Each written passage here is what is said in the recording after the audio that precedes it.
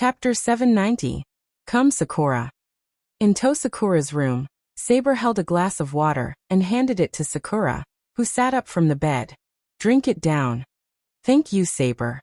Sakura smiled shyly and took the glass of water from Saber's hand. She took a small sip, but her eyes kept wandering, looking very unnatural. It couldn't be helped. Beside Sakura, Ilya was looking at Sakura with an undisguised gaze, as if she wanted to see through Sakura. That was why Sakura's behavior was so unnatural. Noticing this scene, Saber cast a serious gaze on Ilya. Ilyasfer, what are you doing? It's nothing. Ilya replied half-heartedly. She was still sizing up Jiantanjing. After a while, she closed her eyes as if she was disappointed or had given up. It seems that Saber's master in this Holy Grail war was not a qualified magician. Although he could feel the existence of the magic circuit, he didn't even activate it. His magic power was pitifully weak. Now, I'm afraid he can't even provide magic power to Saber, right? Just by observing for a while, Ilya was able to see through Matsumoto Sakura to this extent. It had to be said that this did surprise everyone more or less. However, if you think about it carefully, this didn't seem to be a strange thing. Although she looked very young and immature, no matter what, she was still someone who represented the Einsteins-Balin family in the Holy Grail War. In the Holy Grail War ceremony established by the Yusen family, the Enosaka family was only responsible for providing the land, the Sakura family was responsible for the command spell, and the Arisbalin family was responsible for the entire Holy Grail War ceremony system. The reason why this ceremony was established was entirely because of Arisbalin. Therefore, in the Holy Grail War aspect, Arisbalin's authority was greater than anyone else. To be able to represent such a magic family, Ilya's ability as a magician could be imagined. At least, in Noah's opinion, in terms of magician attainments, Ilya was definitely above Rin and Osaka. Therefore, it was not strange that he could see through Tong Ying's condition at a glance. Precisely because it couldn't be any more correct, Tong Ying immediately lowered her head guiltily. Upon seeing this, not to mention Rinanaka and Saber, even Noah frowned. But the quantity and quality of the magic circuit in your body are excellent. In terms of a magician's embryo, it should be impeccable, right? Ilya, who saw Noah frowning, immediately changed the topic. If you work hard, you might be able to become an even better magician than Ling. Keep it up, Sakura, I have high hopes for you. Thank you.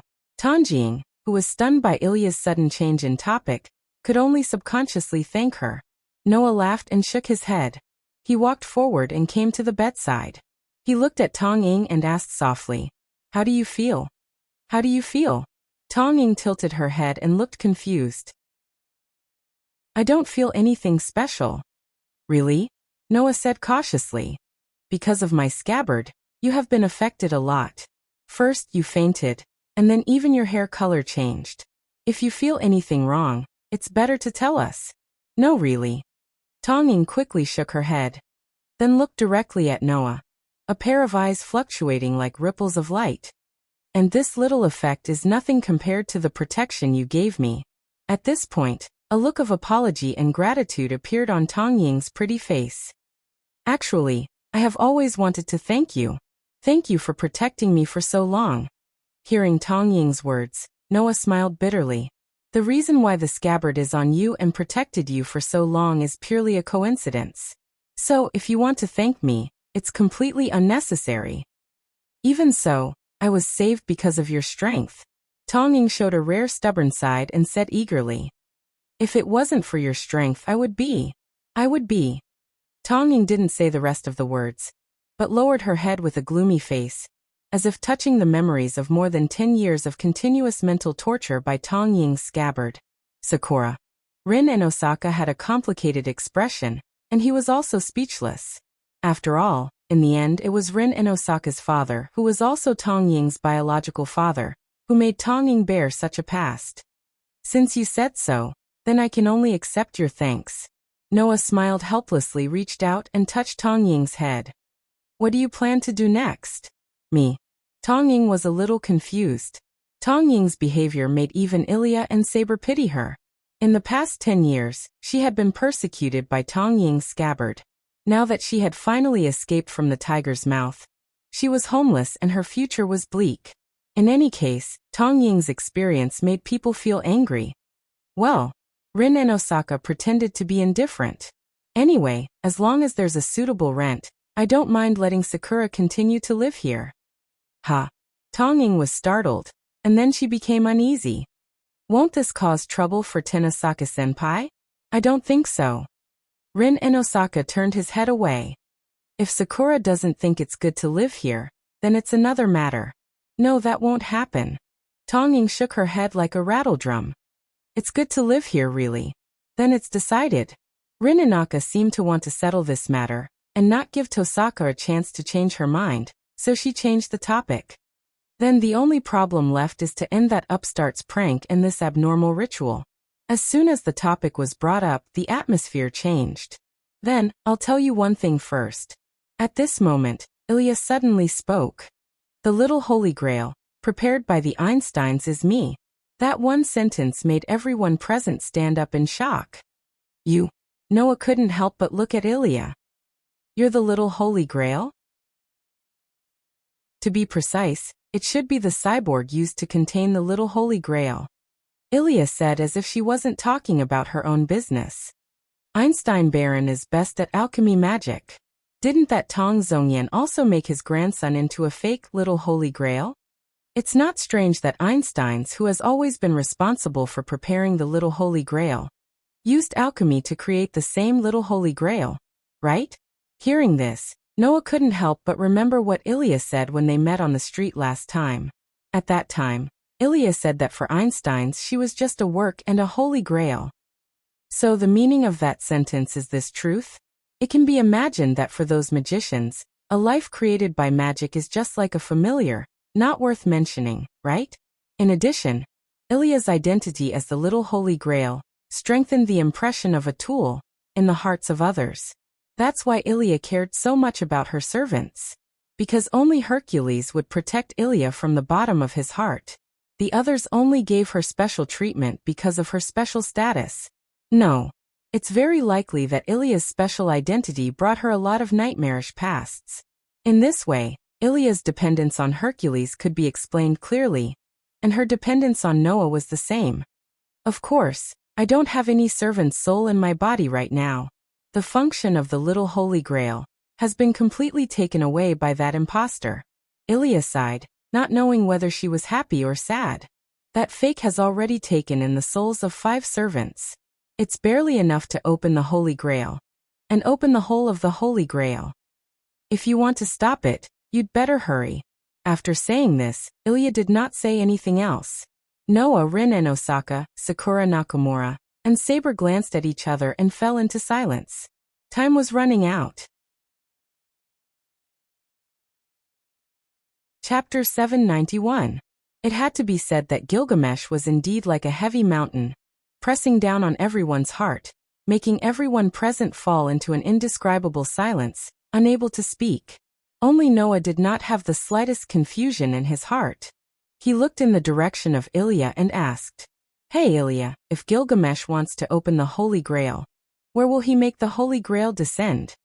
If you want the Holy Grail to descend, in addition to having enough servant souls, it also needs to be in a relatively special spiritual land. Ilya answered without any hesitation. In Fuyuki City, there are only 3 spiritual lands that can satisfy the Holy Grail's descent.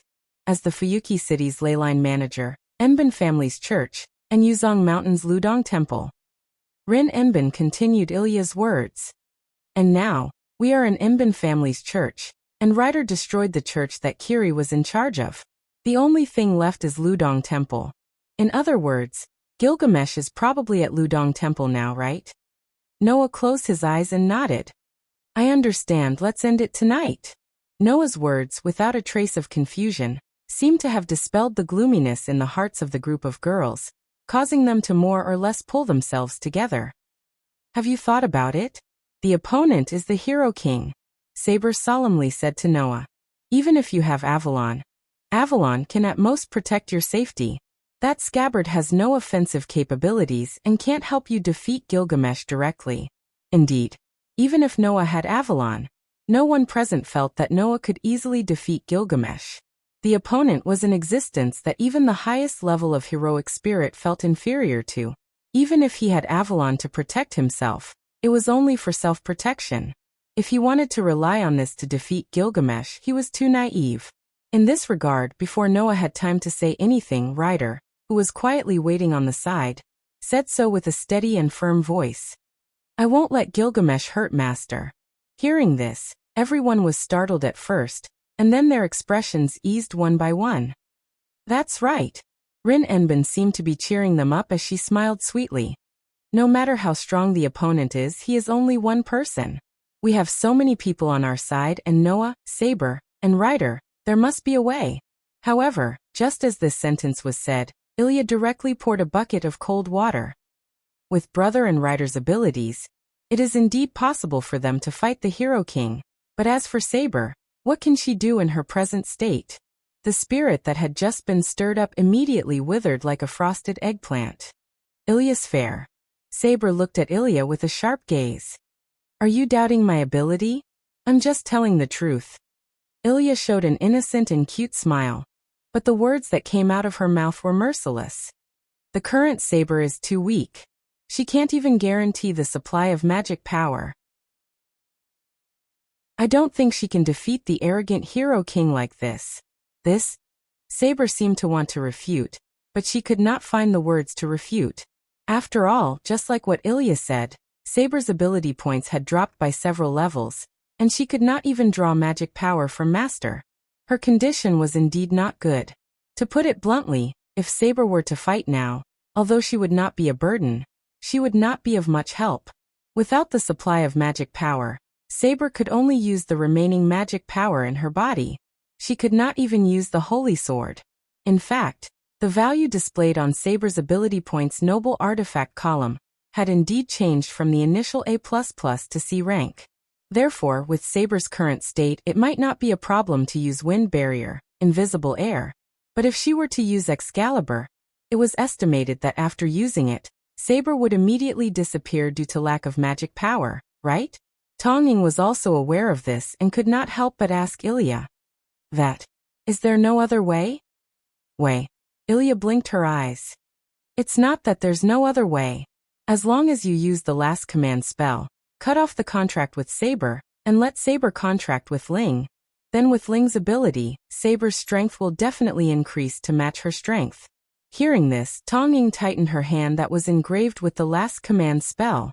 When she gave the right to use Saber to Shinji Tong, Tong Ying had already used a command spell to let Shinji Tong obtain the Book of False Vassal to use Saber. And when she was in danger, the scabbard in Tong Ying's body activated the command spell, and used one of the command spells to summon Saber to Tong Ying's side. As a result, only the command incantation was left for Jian Tong Ying. If she used this command spell, Tong Ying could cut off the contract with Saber and let Saber, who had no master, contract with Rin Enbin and become Rin Enbin's servant. It was just as Ilya had said.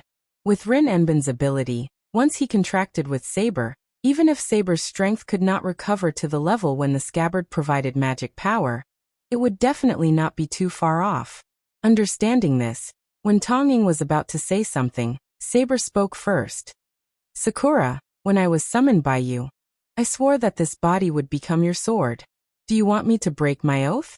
Tong Ying was speechless. "Indeed, this method can allow me to recover a lot of strength, but I still want to oppose it." Saber looked at Ilya. "So Ilyasville, please provide another method." Era, how capricious," Ilya said indifferently. "If that's the case, then we can only separate the two functions of the master and the supply of magic power. While ensuring Tong Ying's identity as the master, someone else will provide magic power to Saber." Hearing this, everyone present was stunned. Separate the function of the master and the supply of magic power? Noah was puzzled. Can this kind of thing be done? No matter what, the Holy Grail War is just a magic ritual. If we modify the system of the Holy Grail War, it's not impossible to do something similar, Ilya said.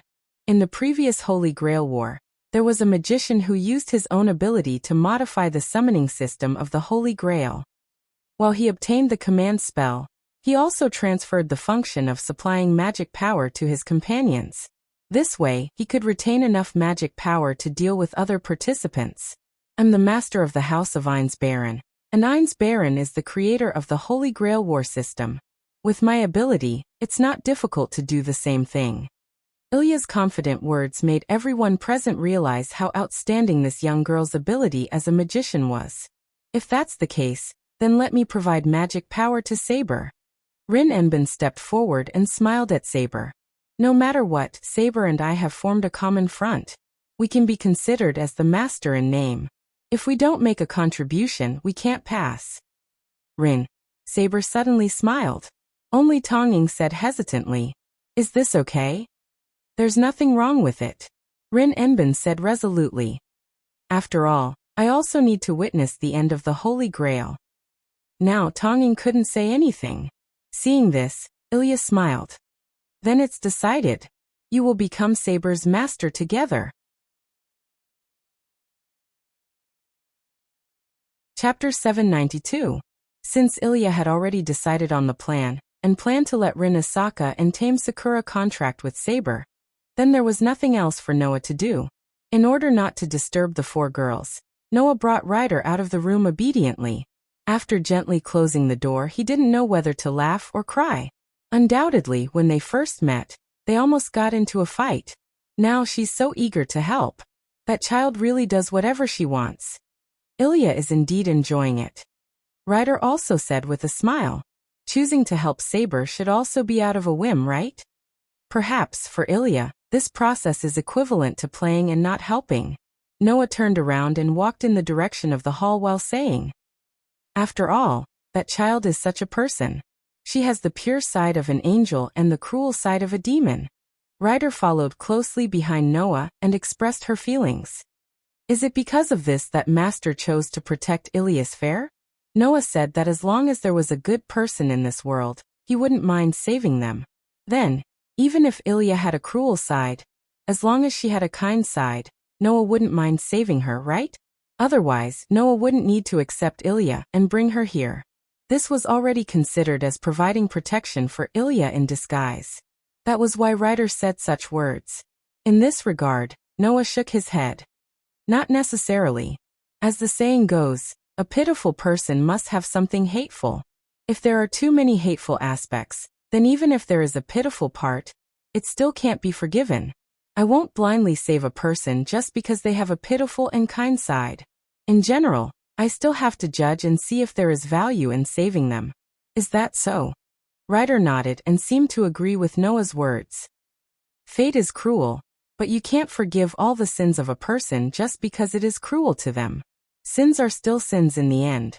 Ryder's words made Noah's footsteps stop imperceptibly. The famous banshee in Greek mythology, Medusa. This was Ryder's true identity. However, in the myths, Medusa was not a banshee in the beginning. She was a goddess who degenerated into a monster because of Athena's curse. Medusa, who had degenerated into a monster, was driven to an island called the Invisible Island. Together with her two sisters, they were known as the Three Gorgon Sisters. No matter what era it was, there was never a lack of so-called heroes who wanted to defeat monsters and become famous. An endless stream of humans continued to head to the formless island to challenge the banshees living there. However, Medusa, who had fallen into a monster, was even more powerful than when she was a goddess. In the end, the humans' foolish challenge only led to the destruction of their illusions. One after another, they were devoured by the monster known as Medusa in despair, becoming a part of this monster. Yes, Medusa was not a monster in the first place, but inexplicably became a monster because of someone else's curse. Medusa was not a perpetrator in the first place, but a victim. However, due to the blind challenges from humans, she killed all the humans who came to challenge her in order to protect herself. Later on, the part of her that was a monster gradually destroyed her humanity, turning her into a monster through and through. She became a true perpetrator. There was no doubt that fate was absolutely cruel to this once beautiful goddess. However, Medusa, who had fallen into a monster, had killed countless people. This was an unavoidable sin. In Noah's view, those who kill will be killed. since it was not Medusa who had barged out of the island to kill, but someone who had overestimated themselves and challenged Medusa in an attempt to make a name for themselves by defeating Medusa, and was killed by Medusa in order to protect herself, they had no right to complain at all.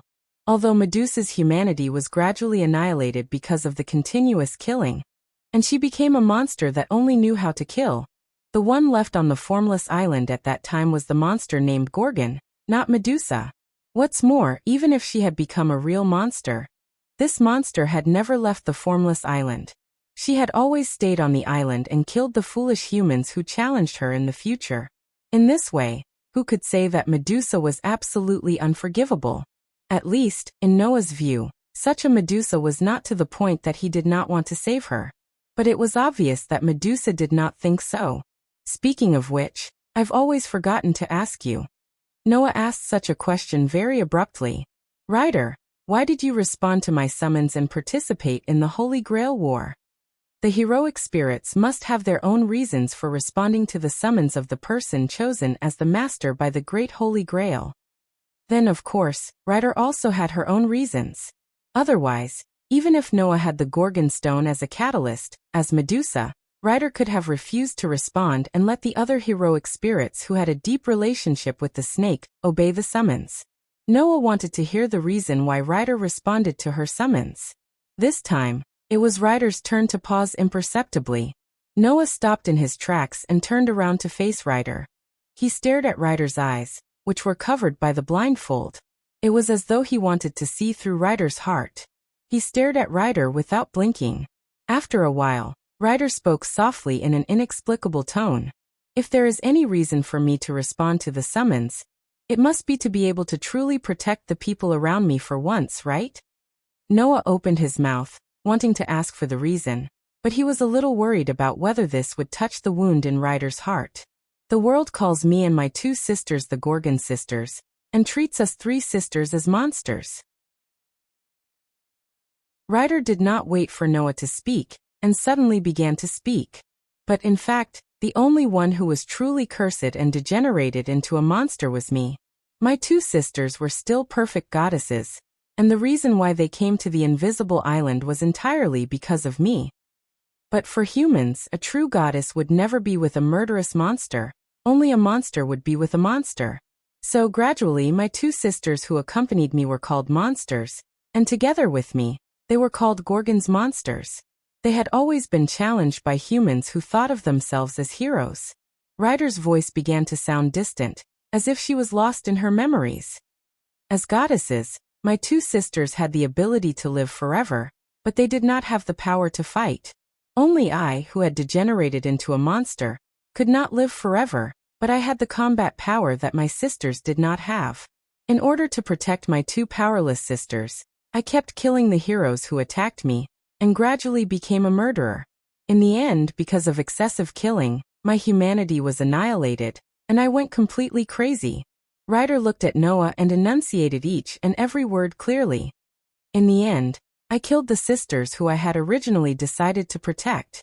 Noah's expression suddenly became complicated. Please don't misunderstand, I don't feel any pain because of this. Ryder smiled at Noah. Just like me, who was destined to be cursed and degenerate into a monster. In the myths, my two sisters, who were goddesses, were also destined to be violated by men. The two sisters followed me to live on the invisible island, so that they would not lose their purity. Rather than suffer the pain of losing their purity in the future as goddesses, the two sisters would rather choose to destroy themselves. So in the end, the two sisters chose to die in my hands to protect their purity. Ryder said in a voice without confusion. I don't feel any pain about killing my sisters, but if possible, I also hope that I can protect them until the end, instead of fulfilling their wishes in such a way. So Master, please rest assured. Ryder looked at Noah. I won't let you get hurt. Is that so? Noah closed his eyes, but the corners of his mouth could not help but curl up. Then I'll leave it to you, Ryder. Yes. Chapter 793. Night gradually fell.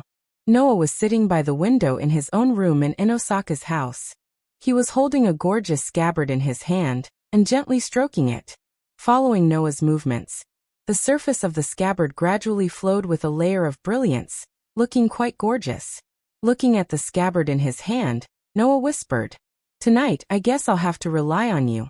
It was an X-level relic, Avalon. Facing Gilgamesh, this was the only way Noah could rely on to obtain a chance of victory. At least, without using authority, magic would be broken by Gilgamesh's magic relic. Noah, who could only use close combat to deal with Gilgamesh, could only rely on Avalon to have a chance to win. That's right. It was just a chance to win, but it was not a 100% chance of winning.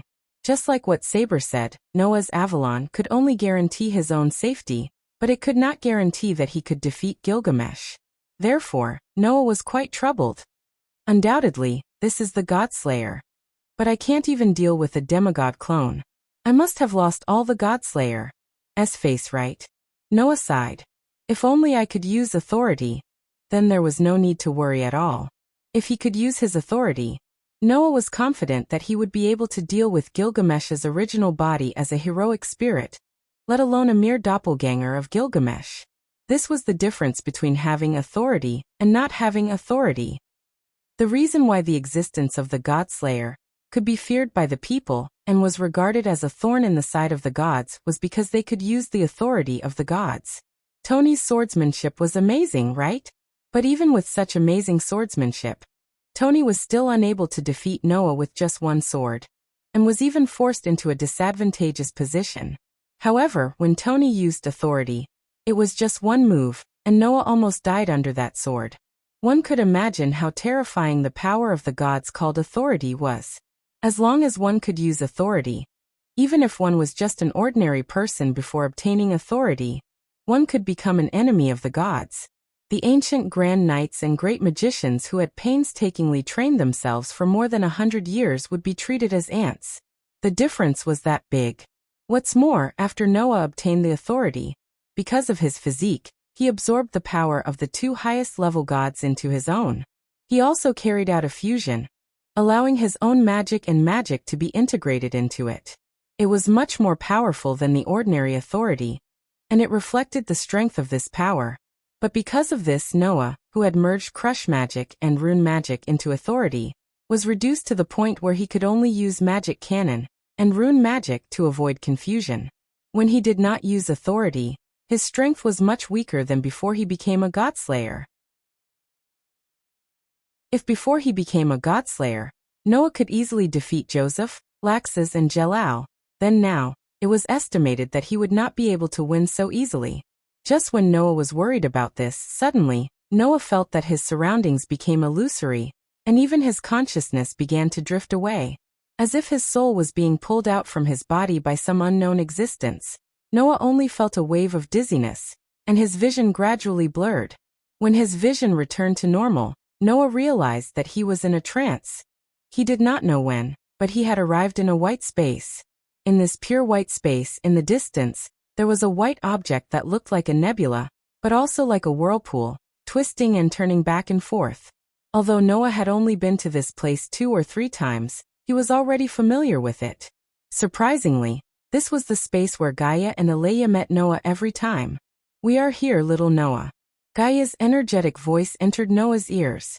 The 2 great restraints called Gaia and Aleia suddenly appeared in front of Noah without any warning. One was full of vitality, while the other was expressionless, forming a very clear contrast. Gaia? Aleia? Noah somewhat understood. "Were you the ones who pulled me here?" That's right. Gaia nodded. "How was it? Did I make you wait for a long time?" "Wait for a long time." Noah was suddenly puzzled. "What made you wait for a long time?" When this sentence was said, Gaia's energetic face collapsed, and she even puffed up her cheeks. "So little Noah, you have already forgotten?" Ugh. Seeing Gaia acting like a child throwing a tantrum, Noah could not help but scratch his cheeks. "Could it be that I have forgotten something very important?" "Important? Of course it is important." Gaia grumbled in dissatisfaction. "As your mother, we are preparing a present for you. You actually forgot." With Gaia's reminder, Noah immediately remembered. There was indeed such a thing. After the mysterious disaster in the world between worlds, and after the worlds were destroyed, Gaia and Alea did indeed say that because the world was in chaos, it was best that Noah did not use his authority for a month. However, because the world was in chaos, Gaia and Alea could take the opportunity to provide some help to Noah. As for what kind of help, Noah did not know. However, Gaia did say that she would prepare a present for him. This was a fact. Without thinking, this so-called present would definitely be helpful to Noah. Immediately, Noah turned his gaze to Alea. Could it be that the present has already? Meeting Noah's gaze, Alea nodded. It has already been prepared. Noah immediately became excited. Then what is it? Will it help me increase my strength?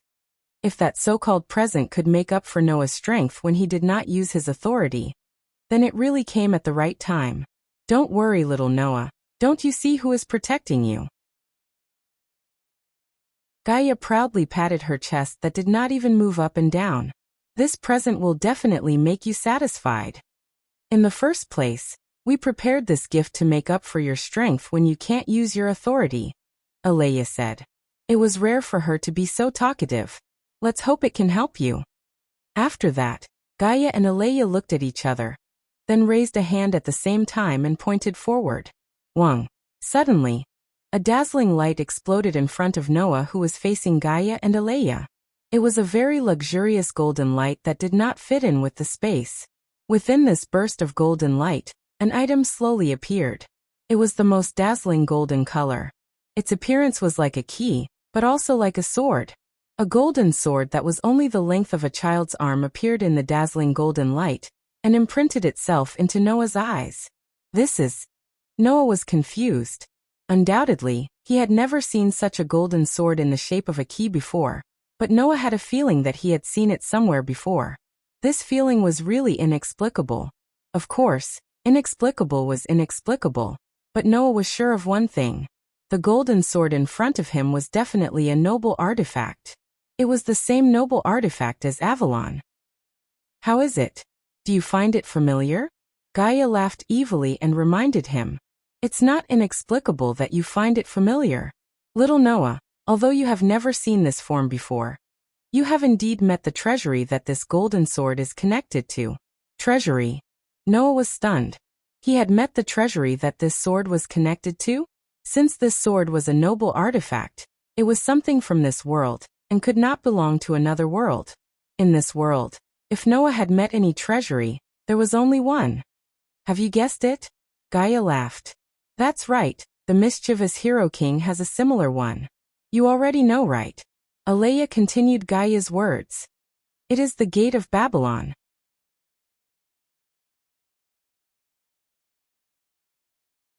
Chapter 794.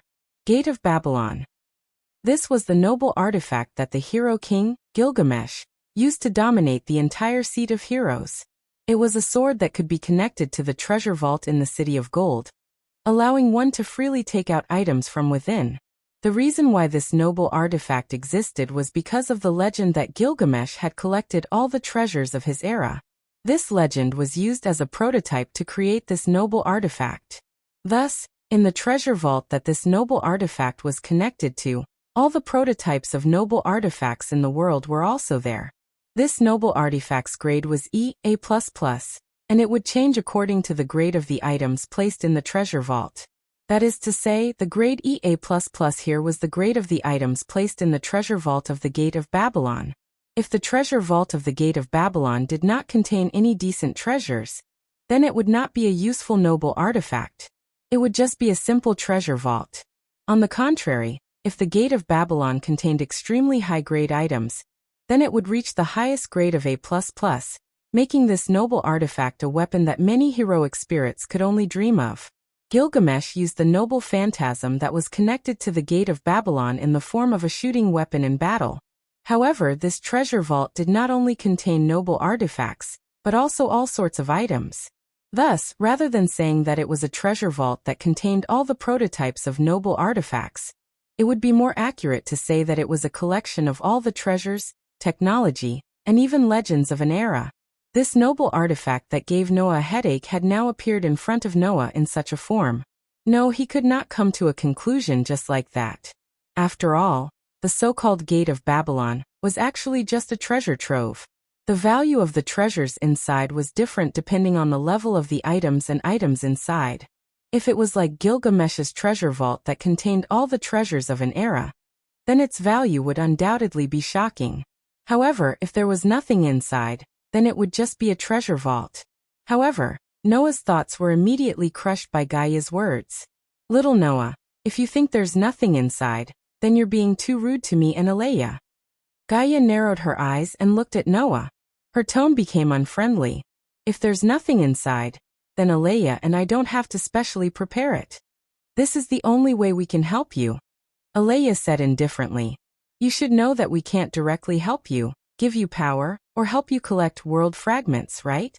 Noah nodded, only to be greeted by Aleya's words. Then do you know why this happened? This. Noah frowned. I really haven't thought about this problem. Then let me ask you, little Noah, Gaia said excitedly. If a rich person is in need of money, then can a poor person solve his problem by directly giving him money? Of course not. Noah answered without hesitation. Since it's to the extent that even a rich person would feel that they are in need of money, then a poor person can't solve his problem by directly giving him money, right? The logic is the same. Aleya immediately took over the sentence. In this world, there is a saying that mystery will lose its effect in front of higher mysteries. The meaning of the two is actually the same. Just like how a poor person can't directly help a rich person, the reverse is true. But there is no way to do it, Gaia said. The reason why the world can't do anything to other worlds is because they are equal.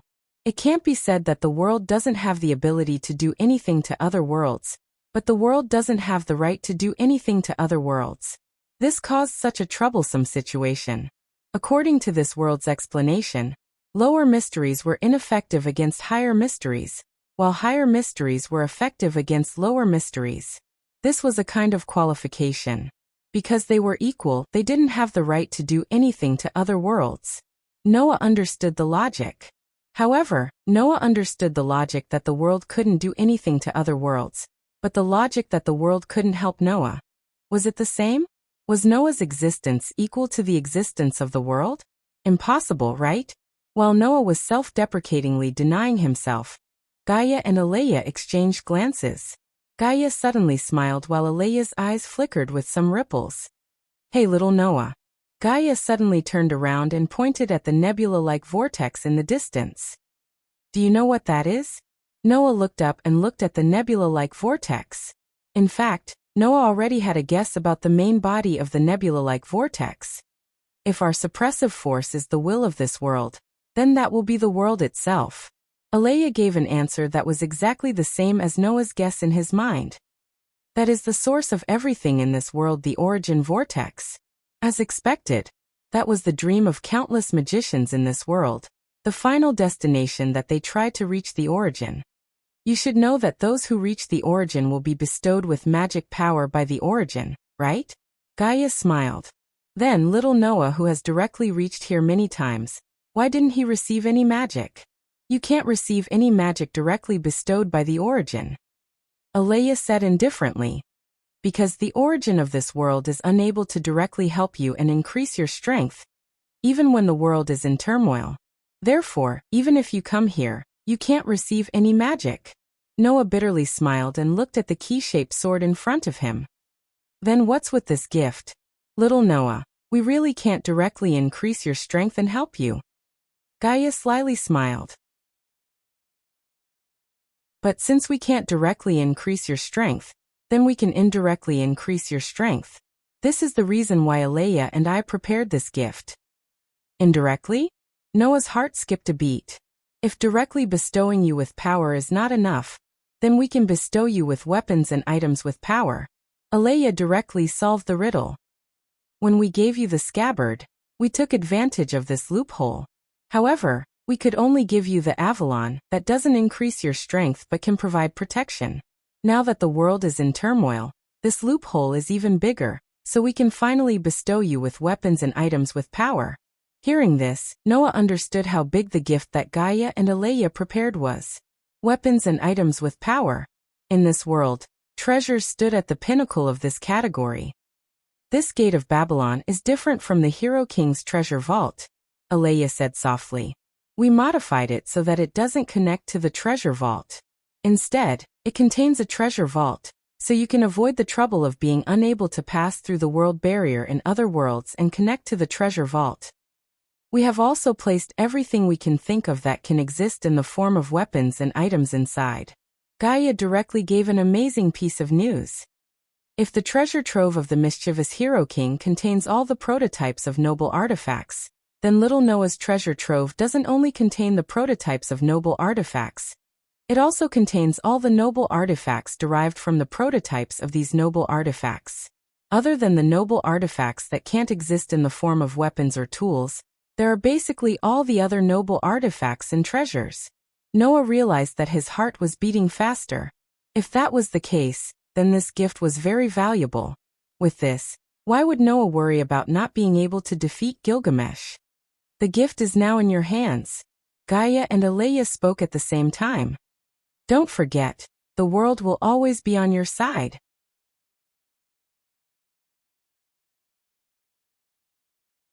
Chapter 795. When Noah opened his eyes again, the scene in front of him was no longer the pure white space. Instead, it was the familiar room that he had stayed in for less than a few days. Just like the second before Gaia and Alea pulled him over, Noah was still sitting by the window as if everything that had just happened was just an illusion. However, the item in Noah's hand told Noah that everything that had just happened was real. As if to replace the gorgeous scabbard, a luxurious golden key-like sword quietly laid in Noah's hand, dispelling the surrounding darkness. Tightly holding the handle of the key-like sword, Noah closed his eyes as information quickly flashed through his mind. All of the information was about the Gate of Babylon, in Noah's hand.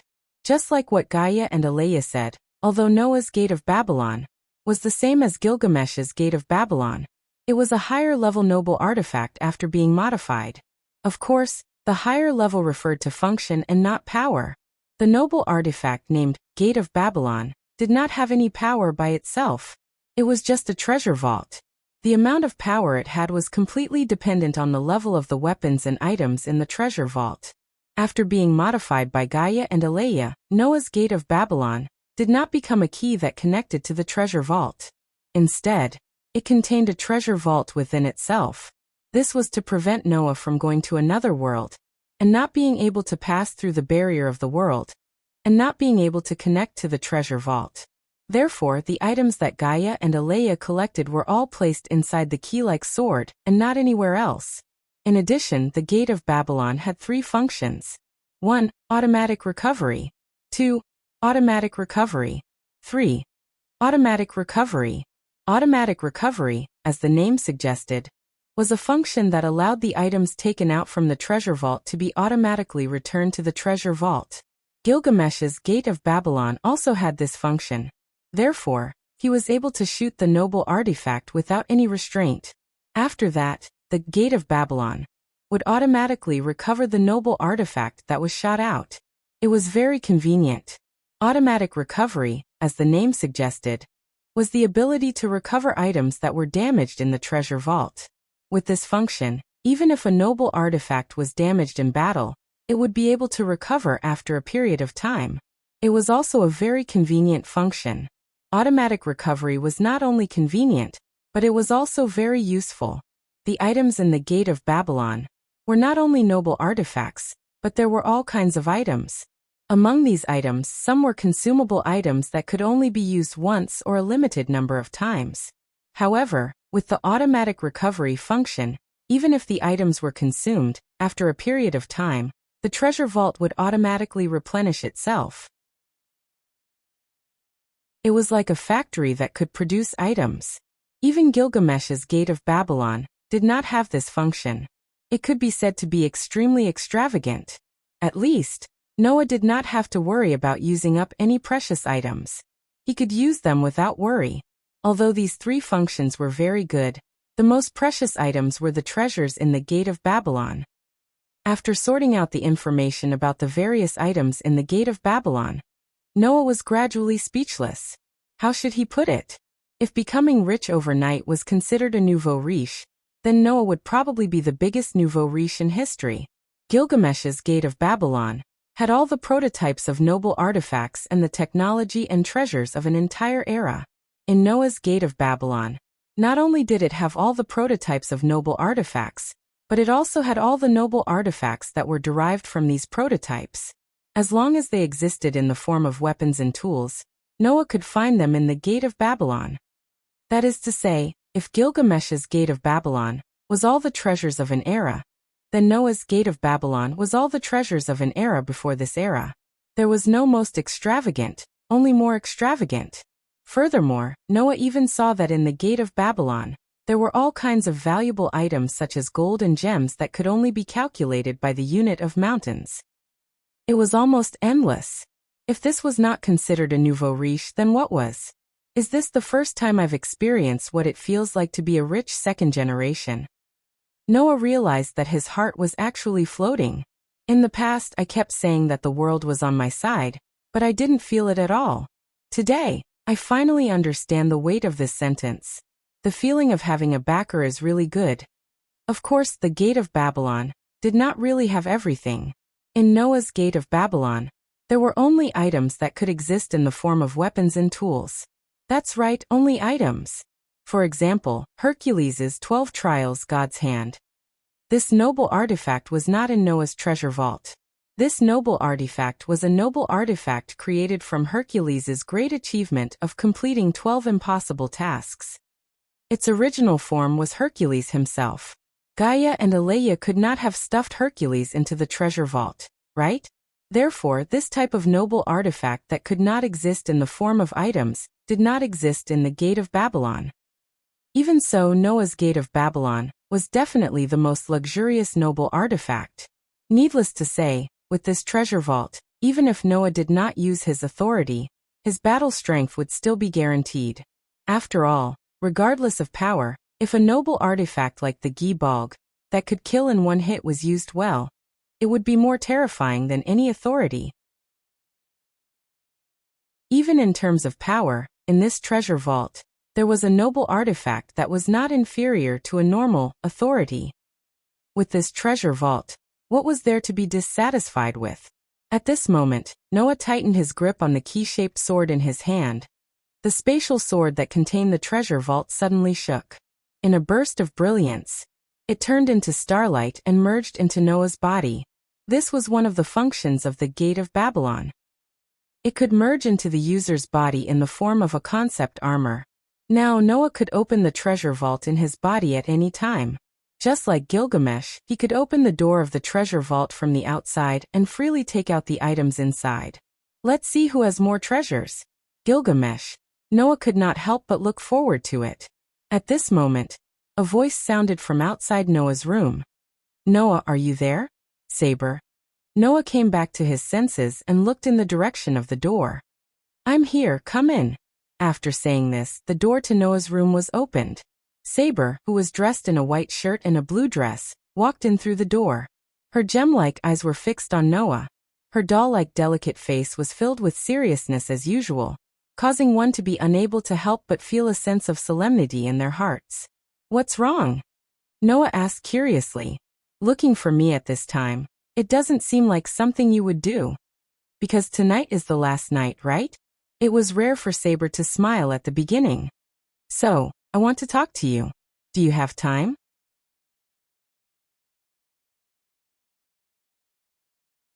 Chapter 796.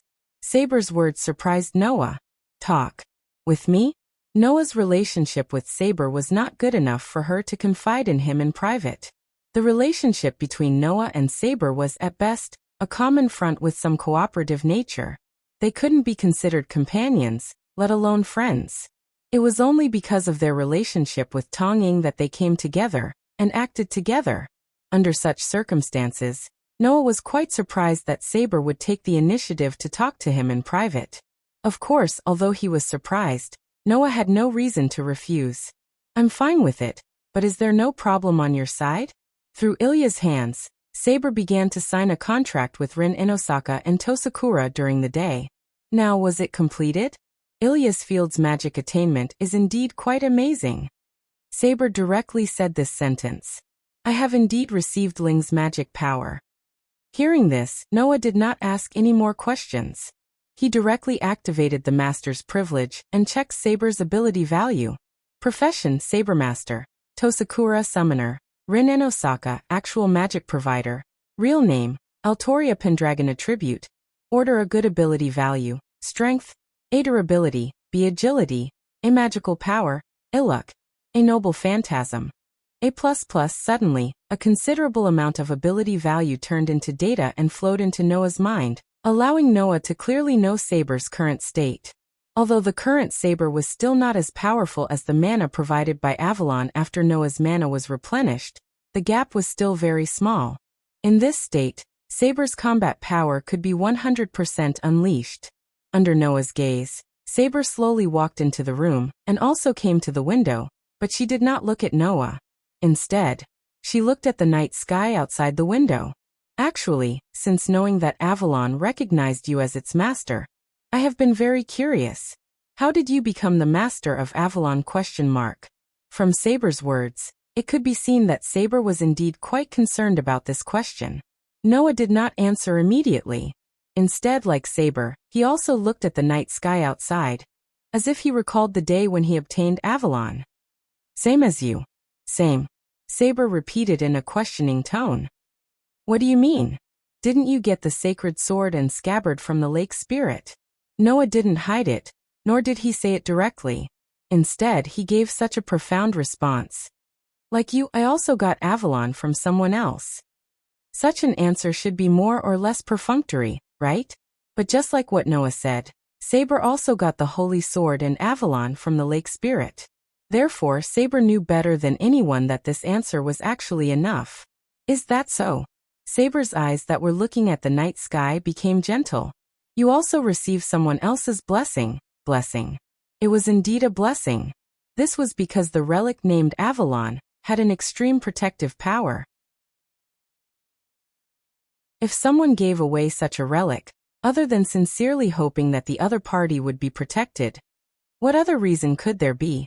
Therefore, Saber, who had also received the blessing of the lake spirit, could understand the weight of this sentence. It was a pity that just like Noah, Saber had also lost the scabbard that represented protection and blessings. The difference was that Noah, who lost the scabbard, coincidentally saved Tong Ying and found the scabbard again. But Saber, because of the loss of the scabbard, lost the power to protect and fell to a tragic death. Since you found it again, don't lose it again. Saber's tone became quite distant. These words were as strong as if they were etched in her heart. Next time, it may not be so easy to find it again. Hearing this, Noah did not answer.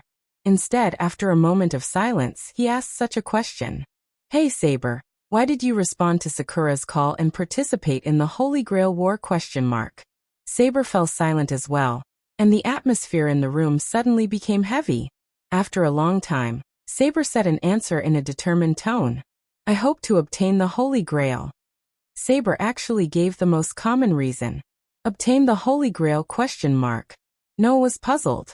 In other words, do you have any wishes that you want to achieve through the Holy Grail? Yes, Saber said without any hesitation. I hope that the Holy Grail can start everything again. Saber's words made Noah think about the life of the legendary Night King. Before the Night King named Artoria became a king, she was the child of King Yusef, the King of Britain. Although she was the descendant of the king, Artoria was a girl and was destined to not inherit the throne. However, after the death of King Yusef, the Knights of Britain hoped to choose a new king through the famous sword in the stone.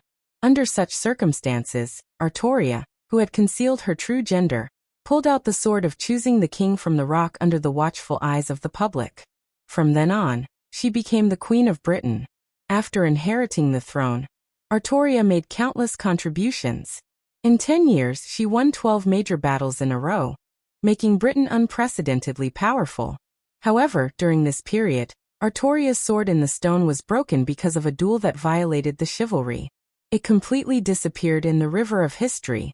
It was because of this that Artoria came to the sacred lake and received the sword and the scabbard from the lake spirits.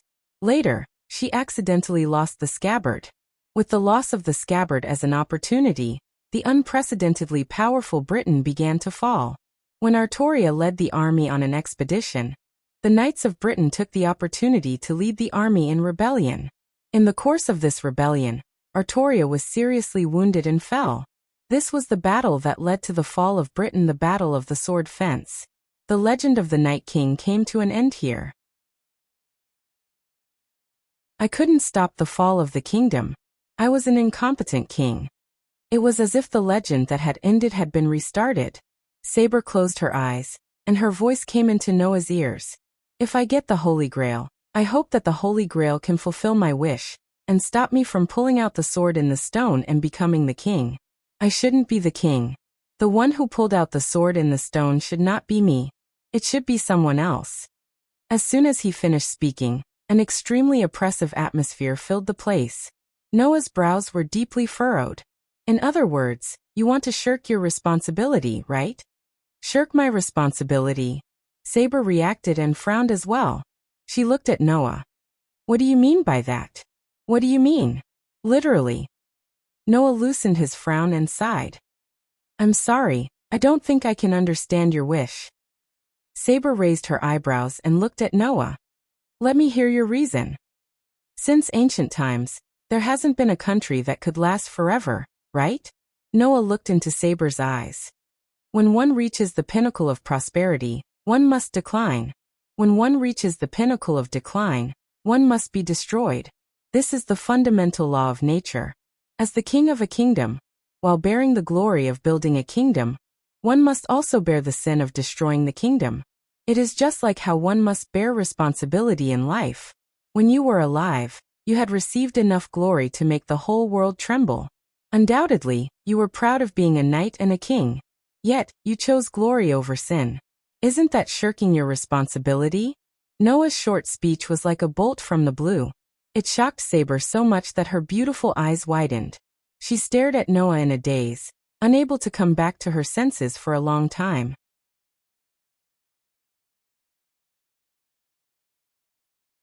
Chapter 797. Shirk the responsibility. Saber's words were enough to express Noah's first impression of her. Saber's heart skipped a beat, and she instinctively retorted. What are you talking about? What are you talking about? What are you talking about? What are you talking about? What are you talking about? No, you just feel that you're not a proper king, and you shouldn't be the king of Great Britain, right? Noah said before Saber could. Not only did he expose Saber's thoughts, but he also mercilessly stabbed her with his words. But like I said before, no country can last forever. Even if you don't become the king and let someone else take over, Great Britain will eventually be destroyed. When that happens, the world will know that it wasn't the Night King who destroyed Great Britain, but another king. Aren't you just blaming your own sins on another innocent person? No. No. Saber's voice was no longer as domineering as before. Instead, she sounded lost and helpless. I just want. Seeing Saber's reaction, Noah felt that his understanding of Artoria, the Night King, had been turned upside down. In the past, Noah thought that Saber was a very noble knight. She was also very decent, reserved and persistent. Just like Alusha, people could not help but rely on her and trust her. But now, Saber's reaction made Noah feel that he had to get to know this girl again. Yes, she was a girl. Even with the glory and reputation that made the whole world tremble, Artoria, the Night King, was still a naive girl. Knights, who were hailed as kings by the world, had a weak side in the end. Of course, girls had the right to be weak, but that was only when they truly recognized their weakness. Artoria was stubbornly holding on. Because of her weakness, Artoria regretted her decision. Because of her weakness, Artoria wanted to start all over again. There was nothing wrong with what she did. However, the girl named Artoria didn't recognize her own weakness. She blindly believed that the weak part of her heart was the right belief. That was pure irresponsibility and avoidance. Realizing this, Noah didn't feel angry at Saber, nor did he feel any unusual sympathy or pity for Saber. He just sighed and let out a bitter laugh. A person should have a beginning and an end. I believe that although your life is not perfect, At least you have a beginning and an end. However, if you intend to deny all of this, you are not only denying your life, but also yourself. Furthermore, you intend to push your own responsibility onto another completely innocent person. In that case, I feel that what you should consider is not whether you should become a king, but whether you should become a human. Saber's eyes were filled with hesitation, but as if to hide her hesitation, she shifted her sharp gaze to Noah. Are you insulting me? I don't mean to insult you. Noah met Saber's sharp gaze without fear. I'm just stating a fact. Undoubtedly, you don't know anything. Saber's gaze on Noah slowly turned from sharp to resistant. So, you have no right to tell me what to do with my life. Noah couldn't help but feel angry upon hearing this. In other words, you intend to shut out everyone's thoughts and immerse yourself in your own sorrow and wishes, just to satisfy yourself? Satisfy myself. Saber's eyes widened again. You're saying that I'm doing this for my own sake? You decided to become a king without permission, and you shouldered the responsibility of strengthening Great Britain without permission. When you realized that you couldn't accomplish all of this, you regretted it without permission. You even tried to push all the responsibility onto someone else because of your own decision, Noah sneered. Don't tell me you think you're doing this for the good of the people and the country? Ryder's master. Saber raised her voice, angered by Noah's words. If you intend to continue insulting me like this, you'll have to face my sword. Saber clenched her fists, as if she wanted to prove that she wasn't joking. She glared at Noah, and a little bit of magic surged from her body. I see. You're going to fight me because you can't win an argument? I finally understand how childish a king's willfulness can be. Noah took a deep breath and looked at Saber. All right, since words can't make you realize how weak you are, then let me personally peel off that layer of armor you used to hide your heart. I'll tell you how naive your thoughts are. The atmosphere that was supposed to be warm suddenly turned hostile, due to the change in attitude between the two. Noah and Saber looked at each other. One's eyes were calm, while the other's eyes were filled with uncertainty and resistance. The situation had finally become dramatic. No one would have thought that this would happen. On this night of the final battle, the first to fight would be Noah and Saber. In the courtyard of Emban's house, Noah and Saber stood facing each other. One stood facing the wind, while the other bit her lip and stared ahead. It's not too late to take back your words. Perhaps Saber had calmed down, but her voice was as stern as ever. There was also a hint of regret for the consequences of her impulsive actions. Otherwise, even if we're on the same side, I would never ignore your insults. You think it's an insult, don't you? Noah looked up with a cold expression. Then there's nothing more to say. Is that so? Saber closed her eyes for a moment before opening them abruptly. Then come to your senses. As soon as she finished speaking, Saber's body suddenly emitted a strong wave of magical energy. It set off a strong light, and Saber's home clothes instantly turned into armor. In her hand was an invisible sword that couldn't be seen by the naked eye, and she pointed it at Noah. Because of Saber's blatant use of magical energy, there was a commotion in Emban's house. Immediately, with Rin Emban as the leader, a group of 3 girls, including Tosakura and Ilya, all came out of the mansion. Although Ryder didn't show herself, Noah and Saber could both sense that she was in her spiritual state. She stood to the side and was very hostile toward Saber. It seemed like she could attack Saber at any time. Obviously, even if Ryder didn't know what was going on, as long as she was sure that Saber was going to attack Noah, it was enough. If Noah didn't use the contract to order Ryder not to interfere, Ryder would have already attacked Saber. As for the rest of the girls, they didn't understand what was going on. What the hell are you guys doing? Rin and Osaka was shocked. Noah. Saber. Tosakura was at a loss. She didn't know what to do at all. Are they going to kill each other? Brother and Saber?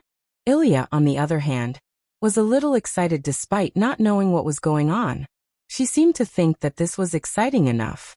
In this regard, before Saber could say anything, Noah spoke first. You guys watch from the side. Don't interfere. Perhaps they heard something wrong from Noah's calm voice, but whether it was Rin Emban, Tosakura, or Ilya, they all shut their mouths. However, Rin Enbin's face was still a little anxious, and Tosakura was completely worried. Then, under such circumstances, Noah suddenly laughed. Saber frowned. What are you laughing at? Don't mind it. Noah shrugged. I'm just feeling a little lucky. Lucky? Saber was stunned. That's right. Rejoice. Noah raised one of his hands. Lucky that I was able to get my treasure before this. As soon as he finished speaking, Wang. A golden ripple that was like a ripple of water suddenly rippled out.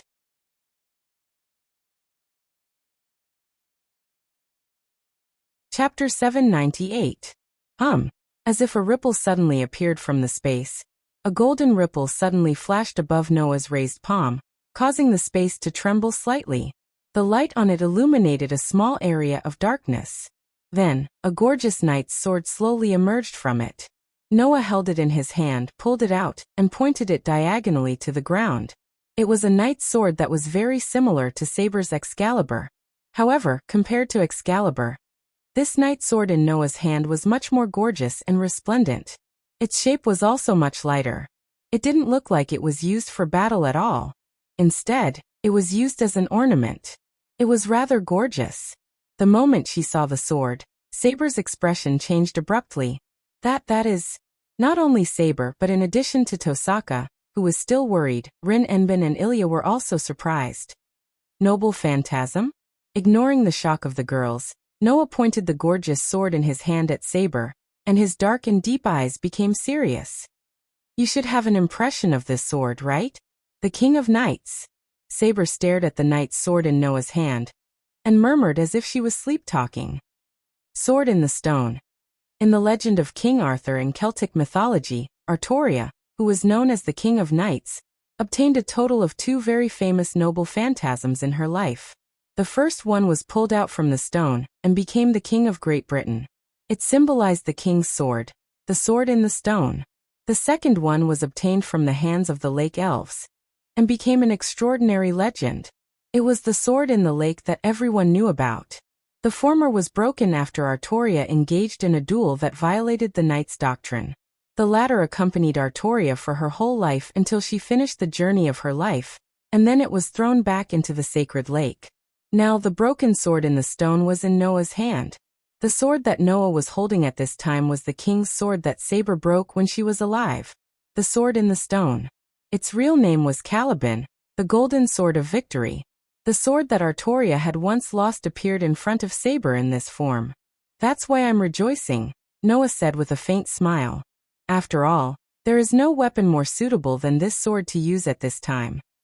Why? Saber clenched the invisible sword in her hand, and took a step back. Her beautiful face was shaken again. Why do you have this sword? Now is not the time to ask this, is it? Noah said faintly. All you need to know is that this sword in the stone is the real deal. That is enough. All right. Noah looked straight at Saber. By the way, let me tell you, compared to fists, I'm better at using a sword. As soon as he finished speaking, Noah's figure was suddenly enveloped by a powerful mana. In an instant, he shot out like an arrow. His speed was so fast that Rin and Osaka, Tomoka Sakura, and Ilya could only see a blurry shadow pass by. In the end, in front of Saber, whose eyes were trembling, he met the attack head-on. Ding! As the blurry shadow passed by, the sharp sword in the stone pierced forward with lightning-like speed, striking the invisible sword that Saber had hurriedly raised, causing sparks to fly in all directions. Saber did not expect Noah to make a move just like that. She had no choice but to hold the invisible sword and anxiously speak. Wait! Are you still hesitating? Noah looked into Saber's gem-like eyes. Swinging your sword in confusion. Even the name of the Night King is crying. After saying that, Noah swung the sword in the stone toward Saber, who was standing before him. The powerful wind created by the sword tore through the air, creating a sharp sound of breaking wind. It was so piercing that it hurt the eardrums of those who heard it. Ding ding ding ding. As the beautifully shaped sword in the stone was swung, in a very short period of time, it created a continuous stream of sword attacks. Every sword attack accurately struck the invisible sword body that could not be captured by the naked eye. The crisp sound seemed to have condensed into a melody, which was extremely pleasing to the ears. Coupled with the flashing golden light of the sword shadow, it was extremely beautiful. Ding ding ding. In the face of the flurry of sword strikes, Saber could only continuously retreat. The invisible sword in her hand moved back and forth in front of her in a very small area. She desperately tried to block the incoming sword strikes. It looked like she was in a very sorry state. Noah's sword, on the other hand, was like layers upon layers of giant waves. There was a faint feeling of entanglement. As he swung and danced, the golden sword flashed repeatedly in the air, forming a dazzling sword curtain. He mercilessly attacked Saber. "You're hiding such a skill?" The expression on Saber's face changed again and again. It showed how seriously her heart was shaken. It was not only because of the exquisite sword skills Noah had displayed. It was also because Saber realized how serious Noah was about this battle. Saber had more or less been a little too impulsive for the situation to develop to such an extent. Noah, on the other hand, was not acting on impulse. He really saw Saber as an enemy and continued to attack without mercy. How could Saber not be shaken? However, no matter how shaken Saber was, the continuous flurry of golden sword strikes did not seem to be stopping. It was still chasing after Saber. Saber was tired of defending herself, and her posture was getting more and more scattered. If this continued, the strongest sword spirit would be defeated by the sword skills of a human. In the end, it was just as Noah had said. There is no room for hesitation or confusion. Saber suddenly raised her head, a fierce look in her eyes. Her body crouched, as if she had rushed out from layers upon layers of giant waves. The invisible sword in her hand flashed, bringing with it a sharp sword light as it slashed toward Noah's neck. In the face of the sword attack, Noah narrowed his eyes and the hand that was holding the sword flicked. Immediately, the sword in the stone spun back, leaving behind a mysterious trajectory to meet the incoming sword beam. Clang. Amidst the intense clanging of the sword, Noah, who had not enhanced himself, was forced to take 2 steps back by Saber's A-class strength. However, Noah did not spend any effort to stabilize his body. Instead, he relaxed his lower body. A dazzling vortex of air appeared under his feet. It exploded, causing Noah's body to become a stream of light. In a flash, he disappeared. Swoosh. Just as Noah's body disappeared, Saber, who was wrapped in a whirlwind of magic, appeared like a ghost. Her invisible sword was like a flash of light. It appeared silently and abruptly landed on the spot where Noah was just a second ago. All of this happened in the blink of an eye. At least, except for Ryder, who was in her spiritual form, Rin Enbin, Tama Tanjing, and Ilya could only see a flash of a figure appear in the field. Then, they saw the invisible sword that suddenly slashed at empty space. Ha! After missing her attack, Saber took advantage of the opportunity to stab the invisible sword into the ground. She shook her arm, and with a flick, she shook a piece of rock and threw it forward. There, Noah's figure appeared. Bang! Without the slightest hesitation, Noah raised the sword in the stone high up in the air the moment he appeared. He hacked down with all his might, shattering the incoming stone into pieces. Faint gray dust and shattered stone fragments rose into the air as they slowly fell to the ground. Chi. However, at this moment, behind the falling dust and stones, a figure cut through the air amidst a fierce air explosion. Amidst the sound of something tearing through the air, the figure appeared in front of Noah in a flash. Clang! A dazzling sword light suddenly flashed. At some point in time, Excalibur had removed its invisible state and revealed its true form. At this moment, it was like a ray of starlight, pointing directly in Noah's direction.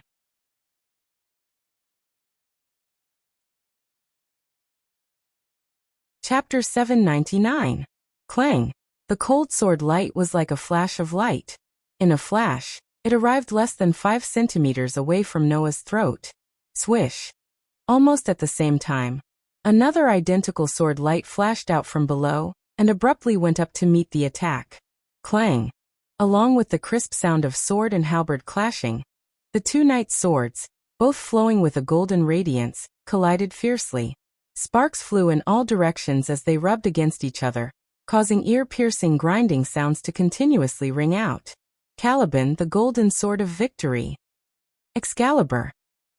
The sword in the stone and the sword in the lake, two of the most famous swords of the Night King, were now exchanging blows in such a direct manner. Noah stared at Saber, who was right in front of him, and the corner of his mouth slowly curled up. What? You can still do it when you want to, right? Saber clenched her teeth slightly, and stared at Noah with a complicated look in her eyes. However, it was soon replaced by a strong will as she uttered those words. I don't feel any hostility or killing intent from your sword, but I can feel that you are serious. What are you trying to tell me through this sword? To be able to understand this, it proves that this battle was not in vain. Noah's eyes flashed. I want you to remember your initial determination. The initial determination. Saber murmured in a dreamy voice. What do you mean? What do you mean? Don't you get it? Noah's voice drilled into Saber's ears. Then let's increase the difficulty slightly. After saying that, Noah tightened his grip on his sword. Clang. The Excalibur was constantly clashing with the blade of the Excalibur.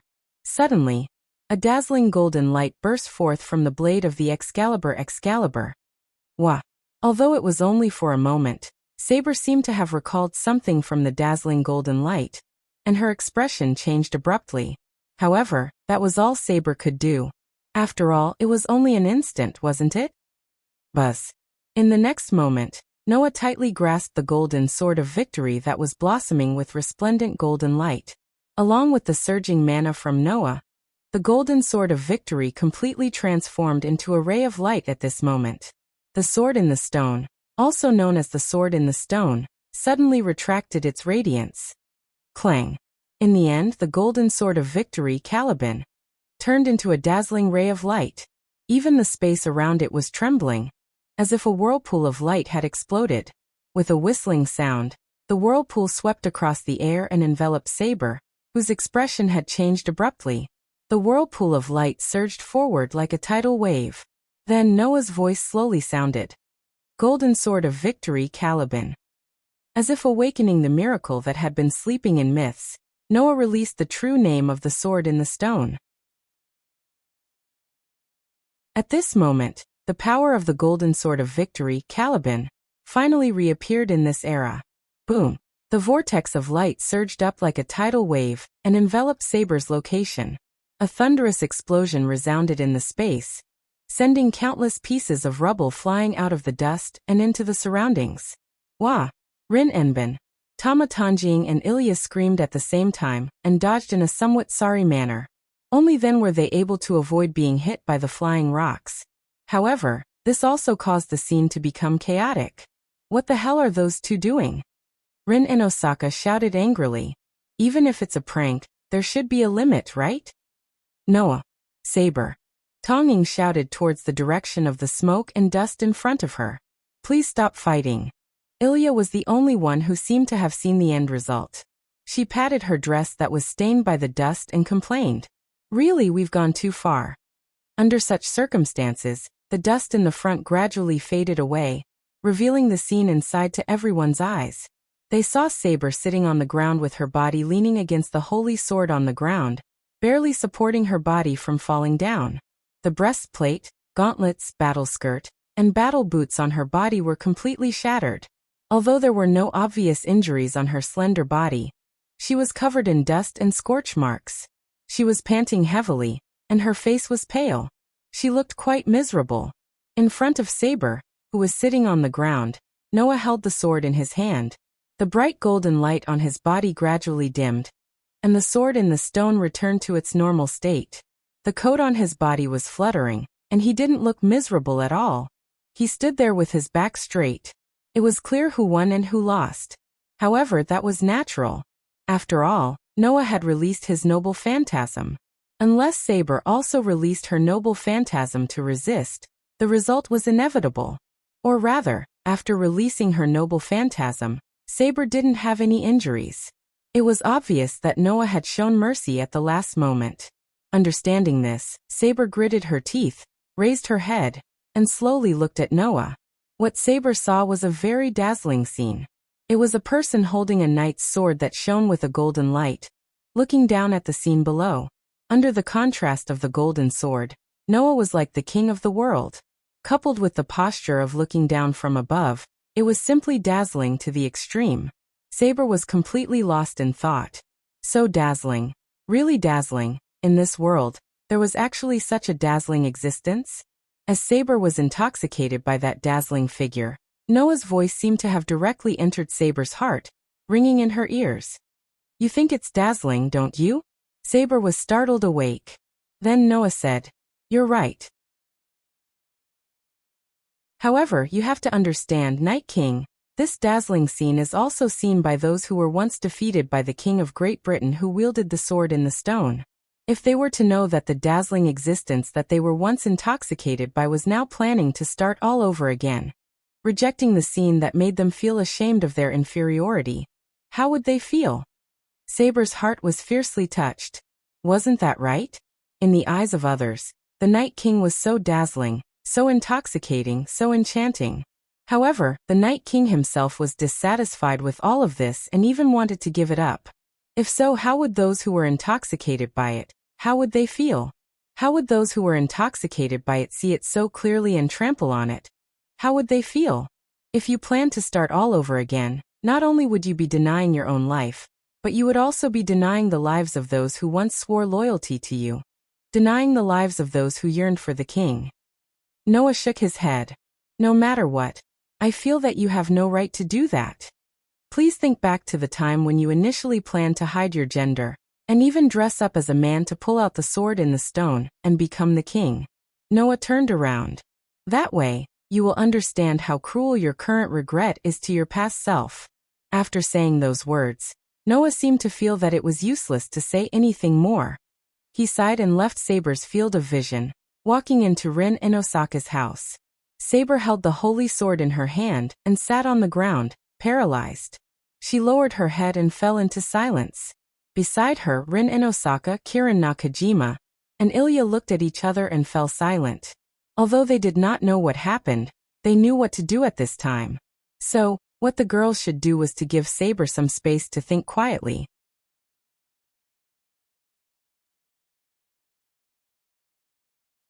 Chapter 800.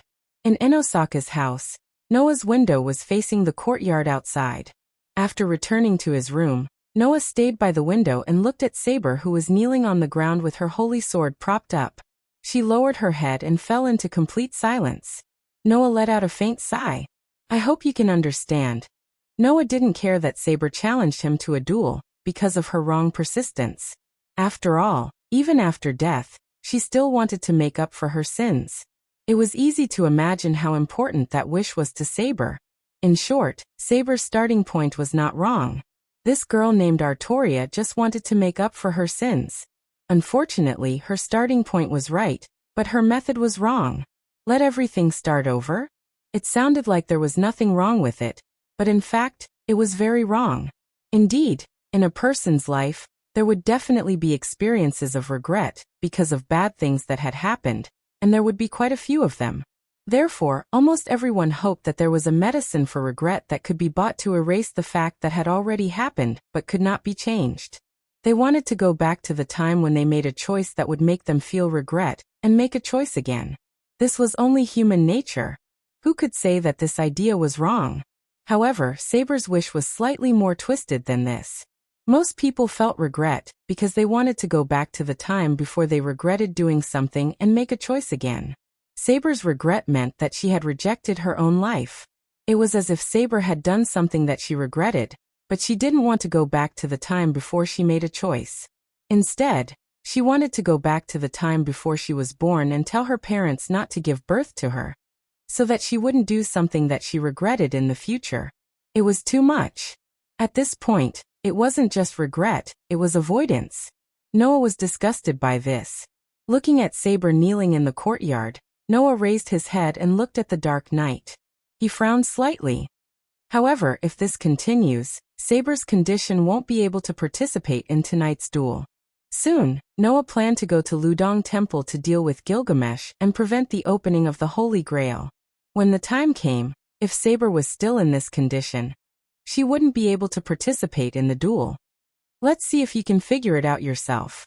Just as Noah was about to close the window and prepare to set off, the door of the room was gently opened, causing Noah to turn his head and look over. There, Tanjing poked her head in and spoke cautiously. Are you resting? You should say that I'm killing time, right? Noah smiled. Why are you looking for me? Come in first. Sorry to disturb you. Tanjing politely lowered her head and then walked in. Noah's gaze could not help but shift to Tangjing's completely purple hair. He also noticed that the color of her pupils had turned purple. He immediately scratched his cheek. Don't you feel awkward? Tanjing was startled, and immediately realized the meaning of this sentence from Noah's gaze on her hair. She stroked her hair bun. No, I don't feel anything. I just have a headache about how to explain it to the teachers and students when I go back to school. Is that so? Noah smiled. That's really hard work. No. Tanjing slowly shook her head, with a gentle smile on her face. I'm already satisfied that I can be saved at this level. Tanjing was indeed quite satisfied. This girl didn't have too many extravagant thoughts at all. This girl, who had been shrouded in the shadow of the Tanjing family for more than 10 years, was now satisfied with her living situation from the bottom of her heart. It was because the person who was saved would smile like Tanjing, and Noah, who was saved, would feel a sense of accomplishment, right? At least, Noah felt that his scabbard could protect Tanjing from being violated, which was great. It was just that Tanjing seemed to care more about others than herself. The gentle smile on her face turned into a little worry, and Tanjing secretly glanced at Saber in the courtyard outside the window. After hesitating for a moment, she asked, Saber, is she okay? Hearing this, Noah's smile disappeared little by little, and he also glanced at Saber in the courtyard. After a while, he gave such an answer. Aside from being a girl, she is also the world-famous Night King. With just one sentence, the worry in Tangjing's heart was dispelled by quite a bit. Then Noah said very abruptly, compared to Saber, I care more about you. Ah. Tanjing let out a soft cry, and her pretty face suddenly turned crimson. She lowered her head and said shyly, I also. Noah, who didn't hear Tanjing's voice that was softer than a mosquito's, sighed. There should be no need to worry about Saber, but as for you, don't tell me you want to fight with us? Tanjing was immediately speechless, but she also knew that she misunderstood Noah's meaning, and felt a little embarrassed. Noah, who didn't get a reply from Tanjing, turned around and looked at her. What's wrong? No. Nothing. Tanjing's head shook like a rattledrum, and then she smiled a little sadly. I'm not a magician, and I don't have the means to fight. Even my physical fitness is weaker than most people. Tenosaka-senpai doesn't want me to go with you. That's what I think too. Noah stared at Tanjing and said word by word. I don't want you to go, it's too dangerous. I understand. Tanjing smiled understandingly. So I will be here, waiting for everyone to come back. Only then did Noah put down the huge stone in his heart. To be honest, Noah was really worried that Tanjing would insist on going with them. Fortunately, Tanjing was not such a capricious person. But at this time, Tanjing suddenly said to Noah in a tone full of strong emotions, Please promise that you will come back safely. Noah was stunned, and the next second he smiled. I promise. Only then did Tanjing also smile comfortably. The night gradually deepened. Opening the door of Tenosaka-senpai's house, Noah walked out. Noah raised his head and looked ahead. The scene that entered his eyes made him stop in his tracks. He saw Saber, who was re-equipped with heavy armor, standing in the courtyard, staring at Noah. There was no confusion in her eyes, only endless determination. Seeing this, Noah said softly, Have you thought it through? How can it be that easy? Saber shook her head with a wry smile and then suddenly smiled. It's just that I know that I have to replan the path ahead of me. I think it will take a lot of time to think about it, right? Is that so? Noah closed his eyes, but the corner of his mouth rose. Then, why don't you stay here and think about it? There's no need for that, Saber said firmly. If there's confusion, then I'll use my sword to eliminate it. This is what I should do as a knight. As soon as the words left his mouth, another burst of laughter rang out behind Noah. Although I don't agree with using violence to solve everything, There's really no more reliable words at this time. While saying this, Rin Inosaka-senpai, who was wearing a red shirt and a black skirt, also walked out of Tenosaka-senpai's house. Behind Rin Inosaka-senpai, Tanjing and Ilya also followed. I won't go. Ilya smiled sweetly like a child who secretly ate some candy. It's no longer the Holy Grail War.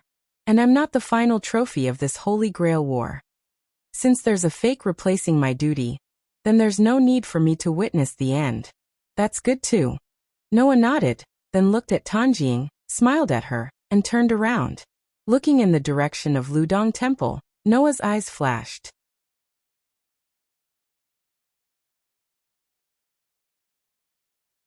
Chapter 801. Whoosh! The whistling mountain wind viciously blew across the rather tall Yuanzong Mountain, adding a sinister atmosphere to the Ludong Temple at the peak of Yuanzong Mountain. It was enough to cause anyone to cowardly back away, not daring to approach.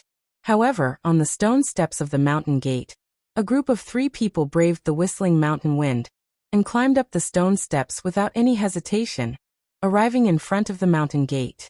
The last time they came to Yuanzong Mountain's Ludong Temple was only 2 or 3 days ago. At that time, Noah and his team had fought against 2 servants. After a tough battle, they had finally defeated all the enemies. It was also at that time that Gilgamesh revealed his fangs for the first time, causing the entire Holy Grail War to completely change. This time, Noah and the rest came to Yuanzong Mountain's Ludong Temple again to lead everything to the end. Before entering Ludong Temple, Noah, Rin Inosaka, and Saber felt a wild beast-like aura. Whoosh!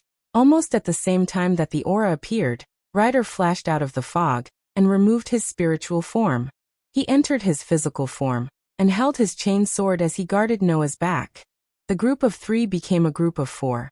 However, their destination was still the same.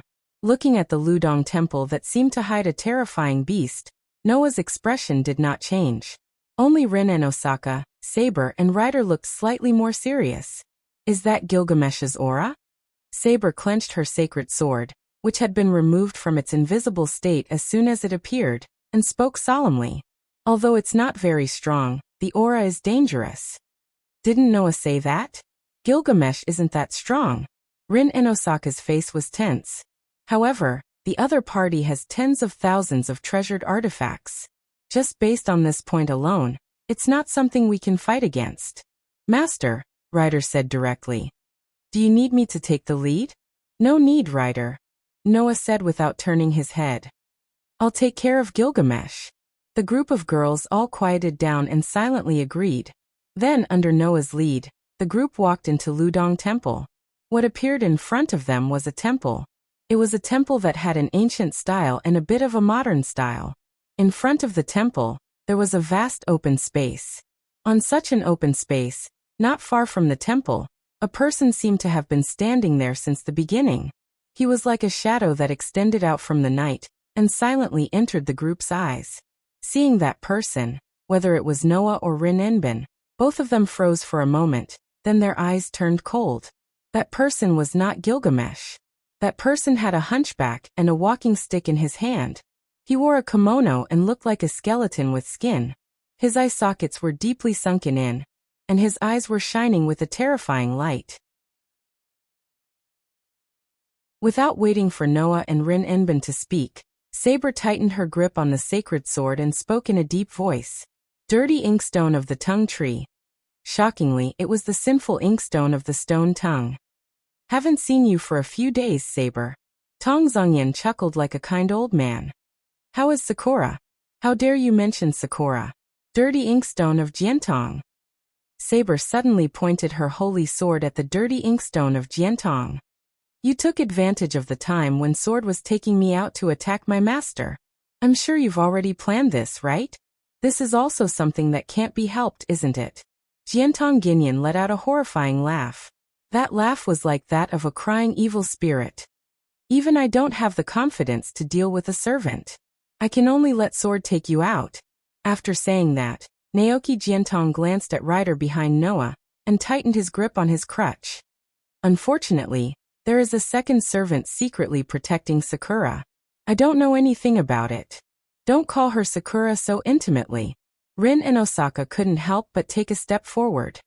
His eyes were filled with unprecedented anger. You don't have the qualifications to be Sakura's grandfather. Era.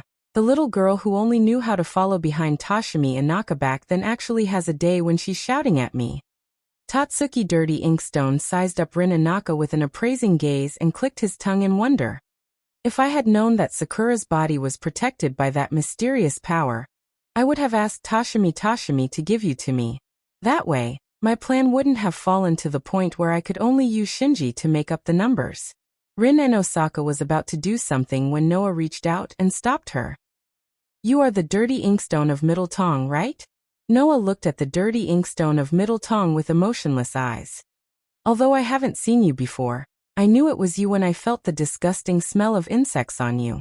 I haven't seen you before either, but I recognized you at first glance. Rider's master. Sword's smile disappeared for the first time.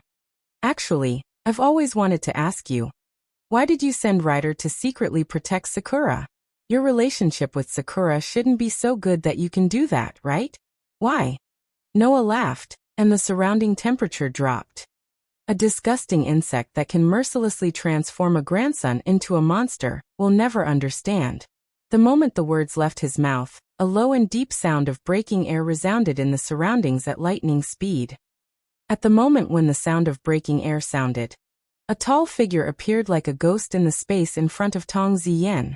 He pulled a chain in his hand and suddenly threw it out in the midst of a series of jingling sounds of collisions.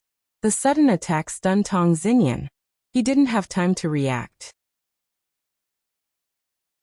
Immediately, the chain was like a guillotine, ruthlessly twisting toward Sword's neck. Puff! The chain turned into a black shadow and flashed, bringing with it the sound of a rubber ball being pierced. With such a sound, a skull-like head flew into the sky. The person who made the move was Rider. The head that flew into the sky was the head of Tong Zongyan, whose neck had been broken by Rider's chain. However, when the head flew into the sky, it suddenly stopped in mid-air. Then, Sword's body that didn't fall slowly turned into a pile of insects and floated into the sky, surrounding Sword's head. Seeing this, Rin and Osaka felt a chill run down his spine. What was even more horrifying was yet to come. I won't die so easily. The head of Dirty Inkstone, who was surrounded by the insects, was still smiling creepily as if nothing had happened.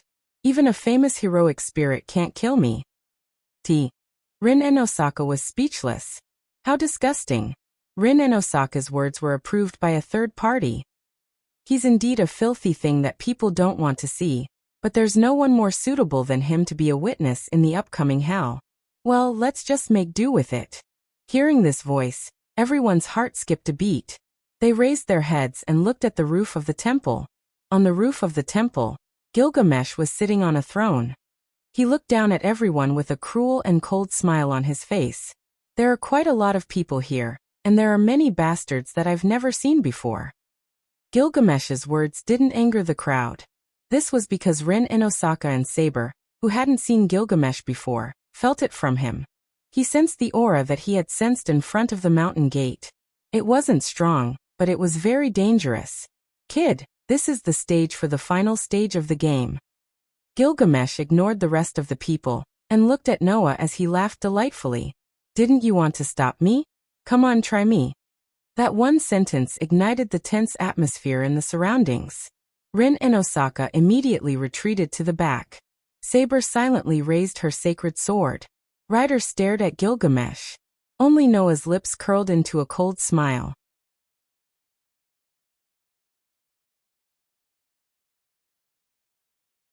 Chapter 802.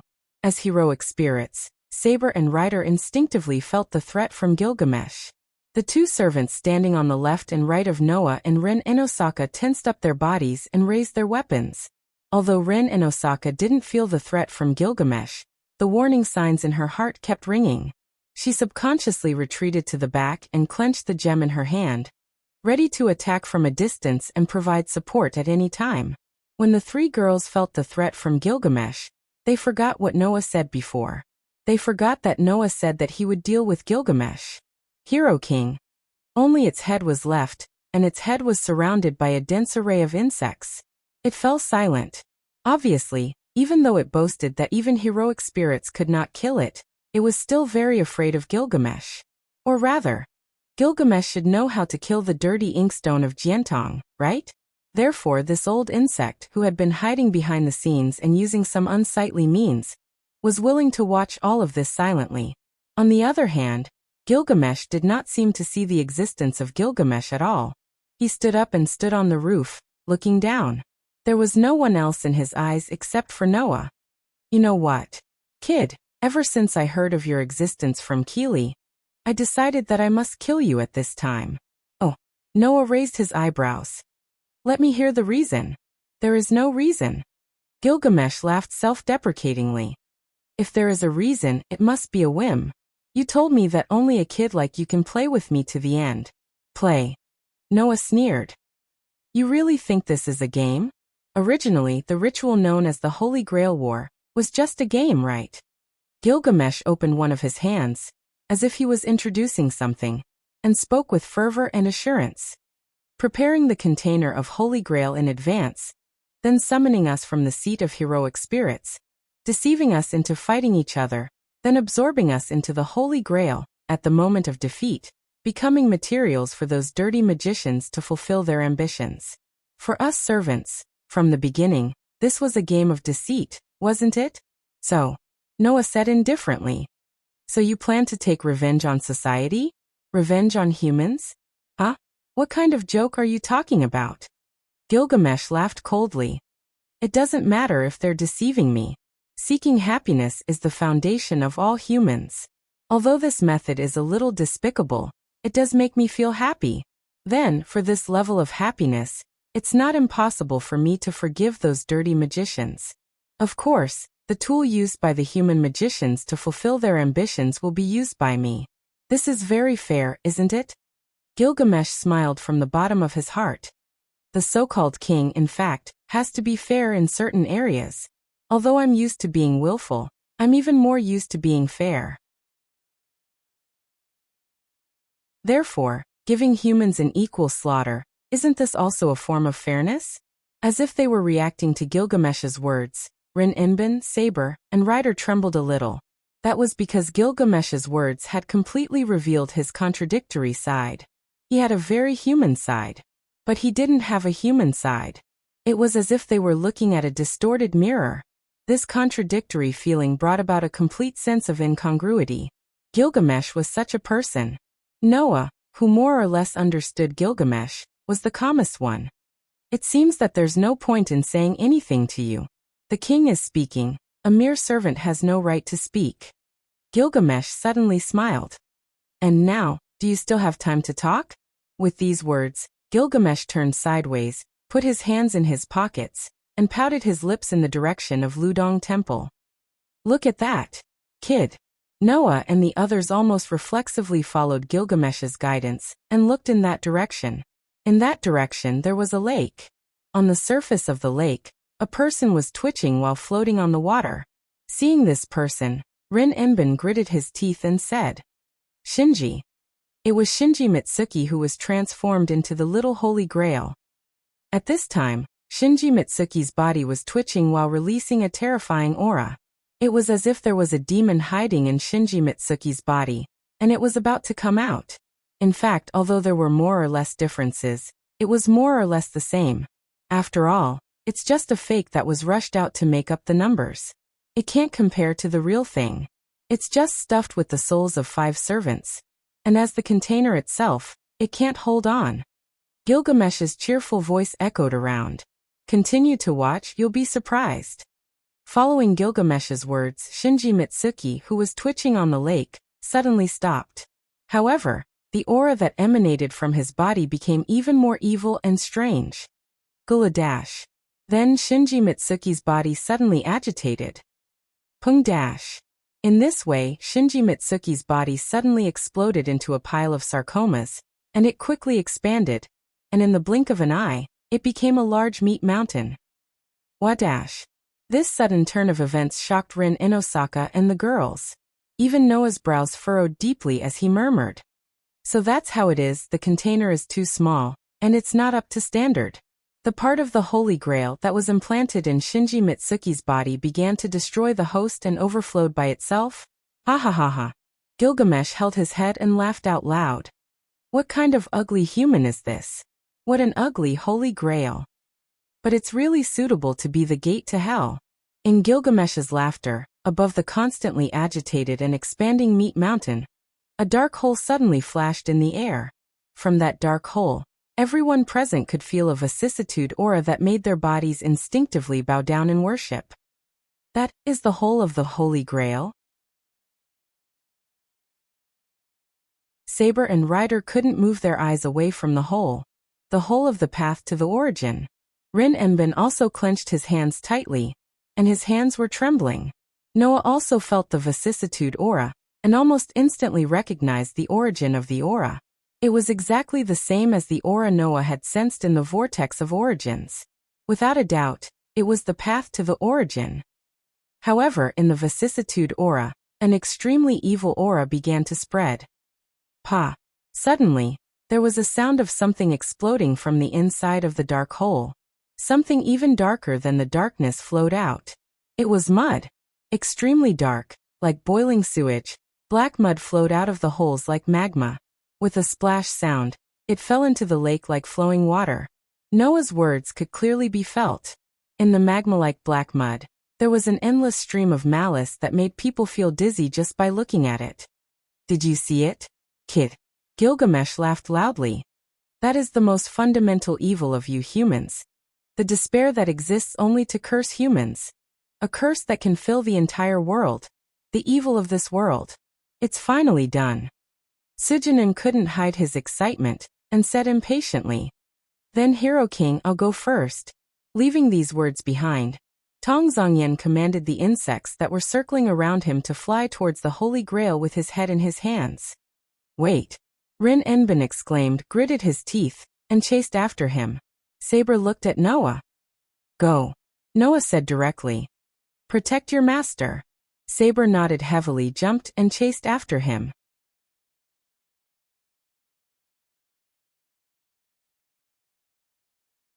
Chapter 803. Oh. Just as Rin and Sokka and Saber chased after the Inkstone, Gilgamesh, who was standing on the roof of Ludong Temple, sneered. Although the one who used the insect is not worth my protection, especially in the hands of a bastard that I don't need to care about, but who allowed you to leave? Gilgamesh slowly raised his hand as he said this. A golden ripple appeared in the space around him. Shio dash. However, before Gilgamesh could make a move, a sharp sound pierced through the air. A sword with an extremely luxurious appearance cut through the sky like a laser, bringing with it a sharp sound of wind as it shot towards Gilgamesh's direction. The extremely luxurious-looking sword's attack was extremely sudden. Therefore, even with Gilgamesh's arrogance, he couldn't help but be stunned. However, in the next instant, a mirror-like shield of light suddenly appeared from the golden ripples in the space around Gilgamesh. With a rise and fall, it landed in front of Gilgamesh. The laser-like sword pierced through the air and landed directly on the light shield. Clang dash! Along with a crisp sound, a laser beam shot out, and the sword that landed on the light shield was deflected. Bang dash! However, the seemingly solid light shield also suddenly exploded, turning into glass-like fragments. The arrogant expression on Gilgamesh's face instantly stiffened, because Gilgamesh saw it. He saw Noah's actions and the movements around him as he stood on the vast open space below. Although Sokka doesn't need my protection with his ability, especially with Saber by his side. Noah looked up and stared at Gilgamesh, who was standing on the roof. He sarcastically changed the Hero King's words and said it again. But who allowed you to make a move? As the saying goes, an arrogant guy can't stand people who are more arrogant than him. With Gilgamesh's arrogance and strength, after Noah sarcastically changed his words, he would definitely show obvious murderous intent, right? However, at this moment, Gilgamesh forgot to be angry. Because Gilgamesh's mind had no room to pay attention to anything else. Gilgamesh could only pay attention to one scene. That was the golden ripple in the space around Noah. One was standing on the vast ground. One was standing on the roof high up. However, whether it was Noah or Gilgamesh, there was the same golden ripple in the space around them. That was the entrance that would only appear after the opening of the gate of Babylon. It was connected to the entrance of the treasure vault filled with treasures. What? Gilgamesh murmured. What is that? Can't you see it? I thought you would be able to recognize it if it was you. Noah sighed. After all, don't you have something that is almost the same? After saying that, Noah raised his hand. As if he was sending a signal to something, he raised his hand and pointed. Beside him, in the golden ripple, a huge spear that was more than 2 meters long immediately stretched out from it.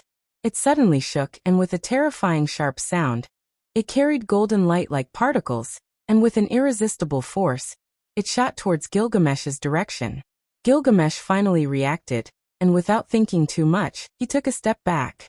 Around his body, in the same golden ripple, a huge spear that was almost exactly the same appeared in an instant, turned into a sharp arrow, and shot out, fiercely colliding with the incoming spear. Bang! The collision of the two huge spears caused an explosion-like blaze to erupt in midair. A powerful shockwave swept out, causing the atmosphere to emit a whistling sound.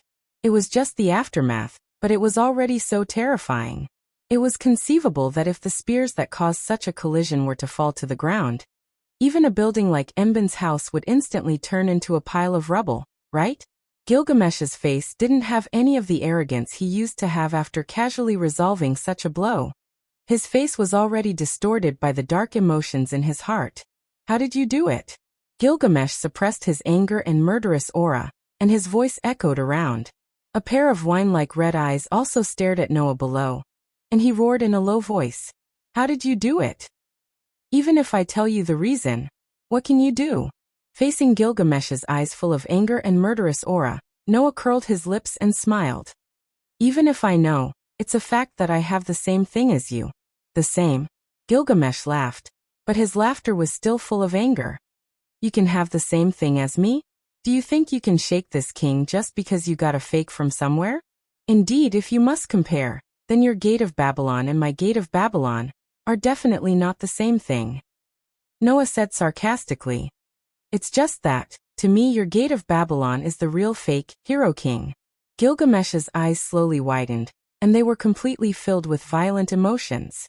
Driven by such emotions, Gilgamesh's voice calmed down instead. Are you trying to provoke me? Bastard. I'm just telling the truth, hero king. Noah glanced at Gilgamesh. If this level of words can provoke your anger, it means that you only have this much ability. After saying that, Noah gently snapped his fingers. In the space behind Noah, golden ripples suddenly appeared one after another, like cannon muzzles, aiming at Gilgamesh above. There were at least 100 of those golden ripples. From the hundreds of golden ripples, there were sabers, swords, spears, halberds, and all kinds of extremely luxurious noble artifacts, like loaded bullets, suddenly appeared, and their tips were pointed at Gilgamesh above the temple. Like jumping flames in the golden ripples, the genuine noble artifacts trembled and made bursts of buzzing sounds, as if they were excited to see the light again. They directly shot out from the ripples, like beams of light, with the momentum and speed of thunder. In a flash, they swept across the sky and covered Gilgamesh's direction like raindrops. Looking at the rain of noble artifacts that were like beams of light and the storm like noble artifacts that were released by Noah like a king, Gilgamesh, who should have been in Noah's position in the past, felt like his dignity had been severely tarnished. His face was distorted, and he swallowed the fury that surged into his heart into his stomach like saliva, and roared out loud. Don't be too complacent, bastard. Along with Gilgamesh's roar, in the space behind him, golden ripples also fluctuated and filled the entire space, pulling out the noble artifacts that were simple in appearance like arrows, bringing about a sharp sound as they crazily shot out. In the blink of an eye, the noble artifacts that came from the sky and the earth met in midair, like a needle against an awl, and mercilessly blasted together. Bang bang bang bang bang bang. Undoubtedly, it was the collision of steel and steel weapons. The noble artifacts that came from the sky and the earth were like bombs that would explode upon contact. The moment they collided, it brought about a deep and loud explosion sound that reverberated in the sky. The fire that was ignited because of the collision between the noble artifacts and the noble artifacts spread out in the form of a flame wave, illuminating the entire space that was covered in darkness into a red color. The temperature in the air suddenly soared, causing the atmosphere to be distorted. Noah stared at the fire that separated him from Gilgamesh, like a sea of fire, without blinking.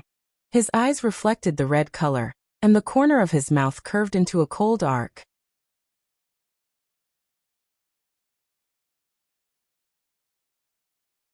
Chapter 804. Bang bang bang bang bang bang. The loud explosions were like fireworks, reverberating in the sky above Ludong Temple, setting off bursts of fire and air waves that swept in all directions. Buzz buzz buzz buzz. On the vast ground of the Ludong Temple and on the ancient temple, the two spaces that were illuminated by the bright golden light were constantly trembling, setting off waves of golden ripples. In the ripples, there were all kinds of weapons in the form of knives, swords, spears, halberds, and so on. They had been widely spread since the mythological era. The weapons that only existed in legends were like arrows that were knocked on bowstrings or bullets that were shot out like machine guns. They pierced through the air and directly poured into the flames and airwaves. Bang bang bang bang bang bang. Every time the overwhelming rain of treasures poured into the expanding flames and airwaves, there would be an explosion that shook the space. Once again, it set off a violent fire and impact, making the flames and airwaves that filled the sky even more intense. However, this scene did not last long. The next moment, in the two golden spaces that were separated by the flames and airwaves that filled the sky, an unprecedentedly huge ripple reverberated. It was unknown if they had thought of the same thing, but from the two almost identical huge ripples, an almost identical huge sword that was even taller than a person shot out. Carrying a terrifying impact and a sharp sound, it turned into sword light. One sword descended from the sky, and the other soared into the sky. Whoosh! The impact and the sound of the wind carried by the two huge swords that turned into sword light directly shattered the flames that filled the sky of the Ludong Temple. As if a huge hole had been poked, the flames were scattered, and then the swords collided heavily. Dong! An even more violent shockwave brought with it a dense fiery glow. It was like a stormy sea that crazily swept out in all directions. Through the intense flames, Noah and Gilgamesh, who were standing in front of the golden space ripples, looked at each other. However, their expressions were completely different. One had a calm expression on his face, as if he had expected what the other would do. The other was full of uncontrollable anger, which made the surrounding atmosphere extremely oppressive, reminiscent of a volcano before an eruption. Damn it! Gilgamesh's patience seemed to have reached its limit, so his red eyes were full of violent emotions. How did you do it? This sentence indicated that Gilgamesh had no choice but to admit it. He admitted that the treasures used by Noah were the same as the treasures used by Gilgamesh, who had the name of the ancient hero king, and collected all the treasures in the world. Gate of Babylon. It was the treasures of the original source of human wisdom. All the treasures of an era, tools, treasures, techniques, and so on, were collected in a complete treasure house. The most extravagant legend that belonged to Gilgamesh. Now there was another one that was exactly the same one. No matter what, Gilgamesh was also a heroic spirit. With Gilgamesh's eyesight, how could he not tell that all the treasures that Noah released from the Gate of Babylon were authentic?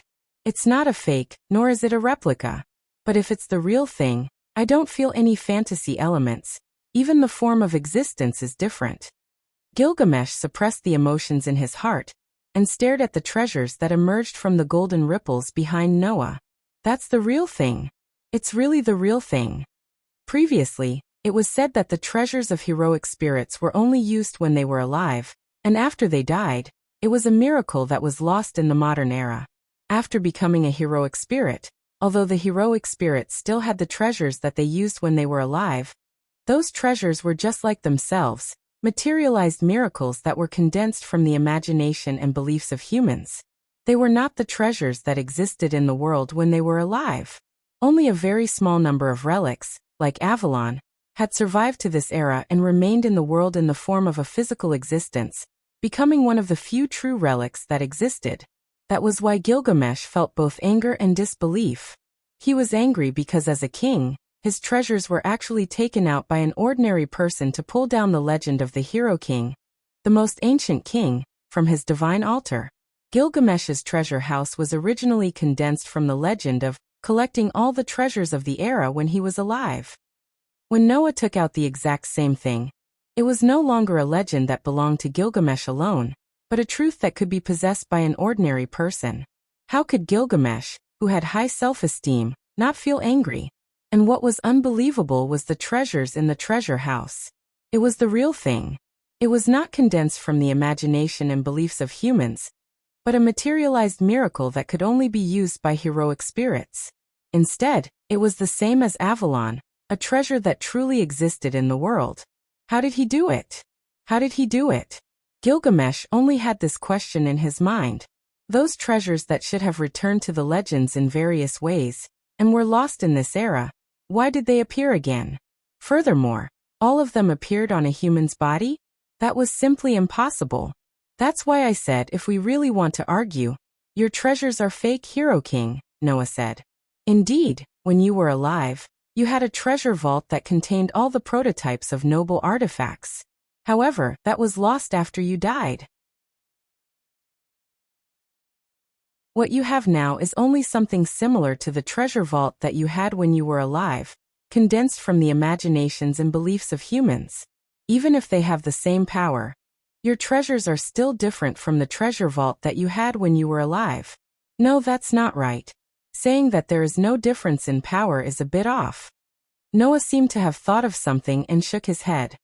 There should be no difference in the treasures that are held by your real body in the seat of heroic spirits. The treasures that are held by your heroic spirit clone that exists in this era in the form of a servant can't be compared to your real body's treasures, right? Gilgamesh's face became extremely unpleasant. You bastard. What? You don't want to admit it? Noah sneered. Then please tell me, Hero King. What's the level of the treasures that you used just now? At this point, Noah shrugged. By the way, the highest level of treasures that I used just now was the giant sword at the end. That was a B-level treasure. The giant sword that you used at the end looked exactly the same, but if I'm not wrong, it should be the highest level of A-level treasures, right? Gilgamesh's face became more and more unpleasant. There was no doubt that Noah had guessed correctly. It was precisely because Noah had guessed correctly that Gilgamesh could no longer suppress the anger in his heart. Didn't I tell you before? Gilgamesh raised his head and shouted angrily. Don't get carried away. Under Gilgamesh's roar, the golden ripples fluctuated again. However, this time, the spatial ripples that were connected to the treasure vault called the Gate of Babylon did not open in the space around Gilgamesh, but in the space around Noah. Buzz. Golden ripples fluctuated from all directions and firmly surrounded Noah in the middle. Noah, who did not expect Gilgamesh to use the Gate of Babylon in such a manner, was also surprised. However, a sharp glint flashed in his eyes. Buzz.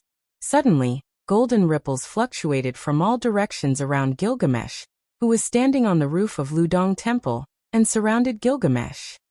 Wadash! Gilgamesh's face changed. In the next moment, from the ripples that surrounded the two of them, relics emerged one after another and shot towards them from all directions. Bang! A shocking shockwave spread out.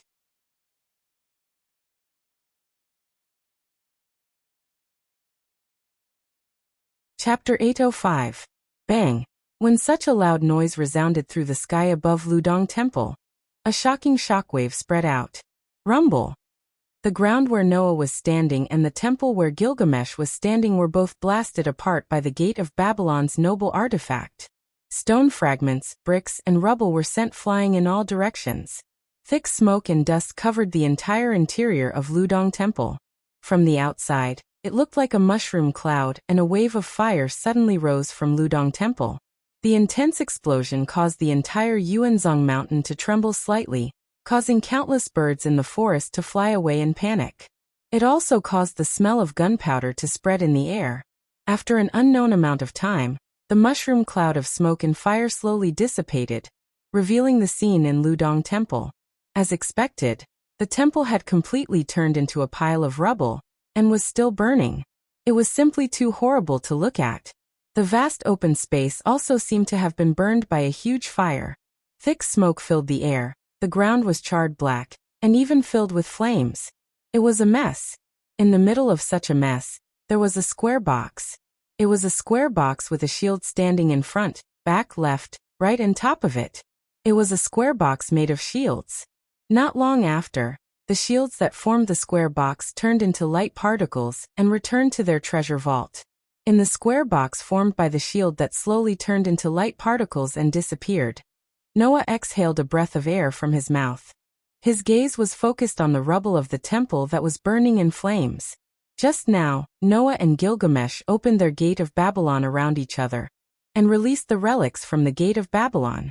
All the relics that Gilgamesh was using were grade A relics. As for Noah, he had also used an A-grade relic. In the end, Noah used an A-grade shield relic to block Gilgamesh's A-grade relic. As Gilgamesh was only a servant and not a heroic spirit, even if his relic was A-grade, it could not break through Noah's relic. After all, Noah's relic was authentic. If Gilgamesh's real body came, it might be able to break through the shield and affect Noah. However, since Gilgamesh was only a servant's clone, those relics were not enough to break through Noah's relic. It was different if it was the other way around. If Gilgamesh used the same method as Noah to block Noah's relic, he would definitely die a horrible death. Since Gilgamesh was just a clone of a servant, even if it was a grade A defensive relic, it would only be equivalent to a grade B relic. On the other hand, the weapon that Noah used to attack was a genuine grade A relic. Using a B-grade relic to defend against an A-grade relic? It was obvious what the consequences would be. Unless Gilgamesh was using an X-grade relic or a relic with a plus feature that could double the power in an instant. Needless to say, Gilgamesh's Gate of Babylon definitely had a relic of this level. Therefore, although Noah was quite confident in his previous attack, he could feel that Gilgamesh would not be defeated just like that. Poof! As expected, in the ruins of the temple that was filled with burning debris, a strange sound was suddenly heard. Hearing the sound, Noah narrowed his eyes even though he had expected it. It's not that easy, huh? Under such circumstances, Noah saw it. In the middle of the burning temple ruins, there was an empty space. In the empty space, there was a huge shield. It was a huge shield that looked like a city gate, with golden flower petals embedded in the middle of the shield. Looking at the shield, Noah's eyes narrowed. In Noah's Gate of Babylon, there were all kinds of relic that could exist in the form of weapons and tools. This included the prototype of the relic. Therefore, the shield was also in Noah's Gate of Babylon. After obtaining the Gate of Babylon, Noah directly obtained the information of all the items in the Gate of Babylon. Therefore, Noah recognized the shield that was also in his treasure vault at first glance. Blazing 7 Rings Law of Ajax. Blazing 7 Rings Law of Ajax. Once, Archer had also projected this relic. In Greek mythology, it was named after the famous hero of the Trojan War, Ajax. It was proud of its absolute defense against thrown weapons, and was regarded as an invincible relic against thrown weapons. However, it was different from the Blazing 7 Rings, Law of Ajax, that Archer projected. The shield in front of him was as thick as a city wall. It was the prototype of the Blazing 7 Rings, Law of Ajax. Shah. The thick and huge shield slowly turned into light particles and dissipated in the air. Behind the thick and huge shield, Gilgamesh lowered his head. His expression could not be seen clearly, but his body was surging with a violent aura. You actually made me take out the shield of God. Gilgamesh raised his head and looked at Noah's vision with a pair of eyes full of anger. You really angered me, boy. After saying that, Gilgamesh raised one hand high above his head. Wang. In the tremor of the space, the golden space ripples once again fluctuated from Gilgamesh's hand. However, this time, there was no relic in the golden space ripples. Instead, a burst of bright light burst out and turned into a sword. A key-shaped sword. That was the original body of the Gate of Babylon. Clang. On the key-shaped sword that was held high by Gilgamesh, a burst of red light suddenly skyrocketed. The red light turned into lines like electric wires and spread to the sky, covering the entire space above Gilgamesh. Seeing this scene, Noah's face finally became dignified little by little. Are you finally going to take out your last trump card? Only Noah could understand what the scene in front of him meant. It was analyzing the phenomenon of this world. In Gilgamesh's treasure vault, there was a relic that could only be used after analyzing the world. It was the highest level, almost unparalleled relic. After analyzing the electric wires of this world and completing its task, it retracted back to Gilgamesh's hand. In Gilgamesh's hand, the key-shaped sword had completely disappeared. Instead, it was replaced by another sword. The sword body was cylindrical. The cylindrical sword body was black and covered with red lines.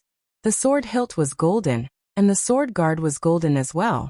However, it looked like 3 pieces of silkworm-like flakes that overlapped each other and spread out on the left side. It was a strange sword covered with strange patterns. That was Gilgamesh's most powerful relic.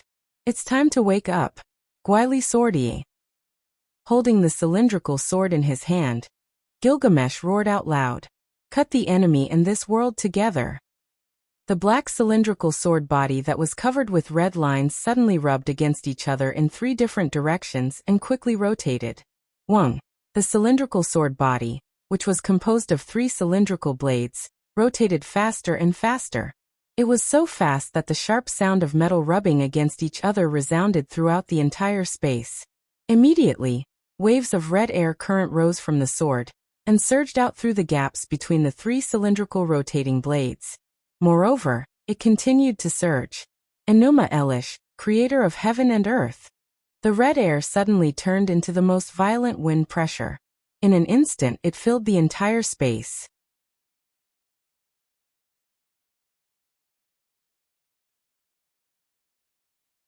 Chapter 806. Enuma Elish, the Star of Creation. Gilgamesh's roar, which was even more violent than the storm, rushed into the sky and lingered in the sky above the Ludong temple. However, not long after the sound lingered, the wind pressure that could suppress the roar of Gilgamesh, which could suppress the storm, filled the entire sky. Gilgamesh fiercely pierced the pillar-shaped relic named Obedient Parting Sword forward. Immediately, the entire space trembled and collapsed. Yes, collapse. From the gaps between the 3 cylindrical blades of the Obedient Separation Sword a red stream of air surged up and instantly transformed into a red tornado. Like a terrifying red dagger, it became the most terrifying wind pressure and directly cut the entire space apart. Suddenly, wherever the red wind pressure passed, the space seemed to directly burst open. It was as if it was fiercely torn apart by an invisible bloody mouth, and jagged pitch-black spatial rifts appeared. Then the terrifying red wind pressure swept over like a raging wave that covered the sky and earth, engulfing Noah's body. Between heaven and earth, there was suddenly silence. In the next second, an indescribable terrifying shock wave exploded inside the Ludong temple. It carried with it some red airflow and swept in all directions. Pung! Wherever the red airflow passed, the originally scorched ground suddenly burst open, and countless gravel and smoke were lifted. Kacha-kacha! The surrounding walls of the Ludong temple were swept by the shock wave. Even though they were some distance away from the center of the shock wave, they still cracked, and cracks appeared as if they were riddled with holes. The ruins of the Ludong temple, which was closest to the Obedient Separation Sword evaporated in an instant, and turned into a piece of red land. The burning debris was swept into the terrifying wind pressure, and was annihilated into nothingness. In the end, there was only a spatial rift that extended from Gilgamesh's direction to Noah's direction. It was accompanied by the terrifying red wind pressure, and it swept out together with the spatial rift in the Ludong temple. It was just like Gilgamesh's declaration when he released the strongest relic that belonged to him. The world was cut open. Obedient Separation Sword That was the true name of the sword. And Obedient Separation Star, Enuma Elish, was not so much the true name of the relic, but rather it was the maximum output state of the relic called Obedient Separation Sword Only when the Obedient Separation Sword was activated to its maximum output state could the relic be called Obedient Separation Sword truly was able to cut the world. This relic was the world's oldest sword. Before the concept of sword appeared in this world, it already existed in this world. Therefore, It was the king of swords that was even older than the sword itself. Even the Excalibur, which had the reputation of being the strongest holy sword in the world, was no match for it. Therefore, the relic called Obedient Separation Sword was a true X grade. Its power was even greater than that of the Excalibur, which could instantly double the power of the Excalibur, which also broke the rules and reached the A++ grade. As for its ability, it was just as the name said. Heaven and earth creation. This was a precious artifact that could cut apart the world itself. Whoosh! The red airflow that turned into wind pressure continued to spread throughout the Ludong Temple. And it scattered everywhere. It crushed the ground. It destroyed the walls. It dug out the soil. It crushed the atmosphere. When it showed signs of weakening, the entire Ludong Temple was already in a sorry state. Ha! Holding the Obedient Separation Sword that slowly stopped spinning, Gilgamesh panted heavily. The anger in his eyes began to dissipate, and it was replaced by the urge to vomit. I didn't think that against a human living in this weak era, I would even take out the Obedient Separation Sword, and I even used it at its maximum output state. This is a relic that can only be used against the tyrant. After taking a deep breath, Gilgamesh calmed his breathing, glanced at the disappearing space fault, and snorted coldly. To be able to see my Obedient Separation Sword, even if you die, you should feel proud, kid. After leaving this sentence, Gilgamesh planned to turn around and leave. As for whether Noah could survive this attack, Gilgamesh did not doubt it at all. That was his confidence in his strongest trump card. Under the maximum output state, even if Noah had the exact same treasure vault as Gilgamesh, there would not be any relic that could defend against the full power of the Obedient Separation Sword Even if all of the relic were real, it would still be the same. At least, Gilgamesh, who also had the prototype of all the relic, could be sure that in his own treasure vault, there was absolutely no relic that could defend against the Obedient Separation Sword at its maximum output. That was why Gilgamesh was so confident. However, Gilgamesh did not know at all. Other than the prototype of all the relic, Noah also had a relic that was not the prototype. Just as Gilgamesh was about to turn around and leave, in the space around him, golden ripples suddenly appeared. Wadash! Gilgamesh's expression changed greatly. In the next moment, from the golden ripples, chains suddenly shot out. In a situation where Gilgamesh was unprepared, they wrapped around his limbs, body, and even his neck. Immediately after, the chain tightened. Pa! As if intending to tear Gilgamesh's entire body into pieces, the chains suddenly tightened with a crisp sound, pulling Gilgamesh into the air. Goo! Gilgamesh groaned as his entire body was pulled into the air. His limbs were forcefully pulled in all directions, and he was hung in the air with his arms and legs spread out. Suddenly, the pain from his bound body and the forceful pulling of his limbs swept through Gilgamesh's nerves. The force was so strong that even as a heroic spirit, Gilgamesh could not help but groan. However, Gilgamesh did not care about the pain. In the mind of the hero king, what could be stored was not pain, but blankness. In Gilgamesh's vision, at the end of the gradually disappearing spatial fault in front of him, a protective barrier that was flashing with bright light as if it was composed of pieces of crystals was gradually exposed to the air. A sword that can cut the world? Such a voice came from the dazzling protective barrier. It is said that before the world appeared, the world was just a hell. Until the creation of the world, a world that could allow people to live was born. Along with this voice, inside the protective barrier, a figure was also imprinted into Gilgamesh's eyes. And there is one thing that already existed in the hell period before the creation of the world, thus witnessing the world that used to be hell before the creation of the world. It is an object that recognizes the planet that used to be hell before the creation of the world. It is simply the oldest precious artifact since ancient times. The resplendent protective barrier moved. Following the figure that took a step forward, it moved. No. It should be said that the protective barrier was originally attached to the figure, and moved under the movement of the figure. And its effect is to materialize this legend. Rather than saying that it cuts the world, it is better to say that it creates the hell that existed before the creation of the world. Therefore, the first time it is used in this world, it needs to analyze the world itself, so that the hell that existed in this world can be created. It does have an effect similar to the creation of the world. With such a sentence, the protective barrier around the figure dissipated little by little, exposing Noah who was inside. Just in time, he arrived in front of Gilgamesh. Looking at Gilgamesh's pupils that had shrunk to the size of a needle tip, Noah sneered. But to say that you want to cut the world, don't you think it is too arrogant?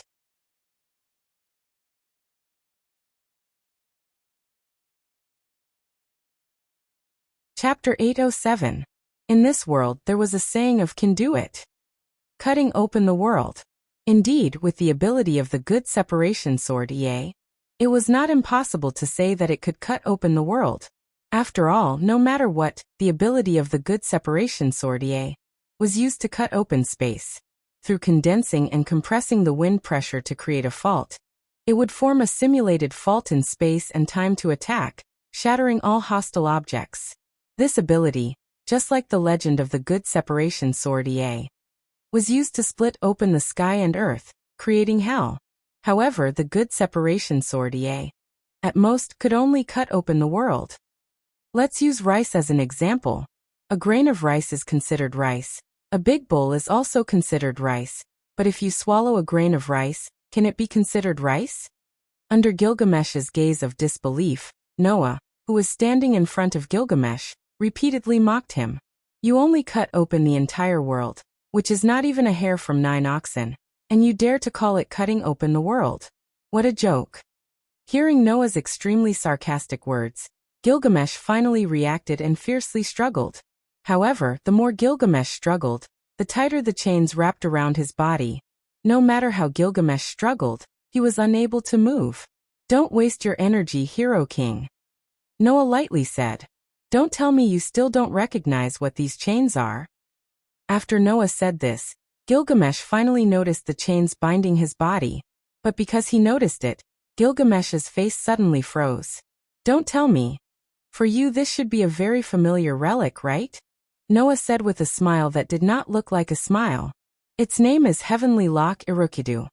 The higher the divinity of the target, the stronger the relic. Even if you don't recognize your own good separation sword you should be able to recognize this relic. Gilgamesh suddenly became furious like never before. You bastard. If people who knew Gilgamesh saw his furious appearance, they would be shocked.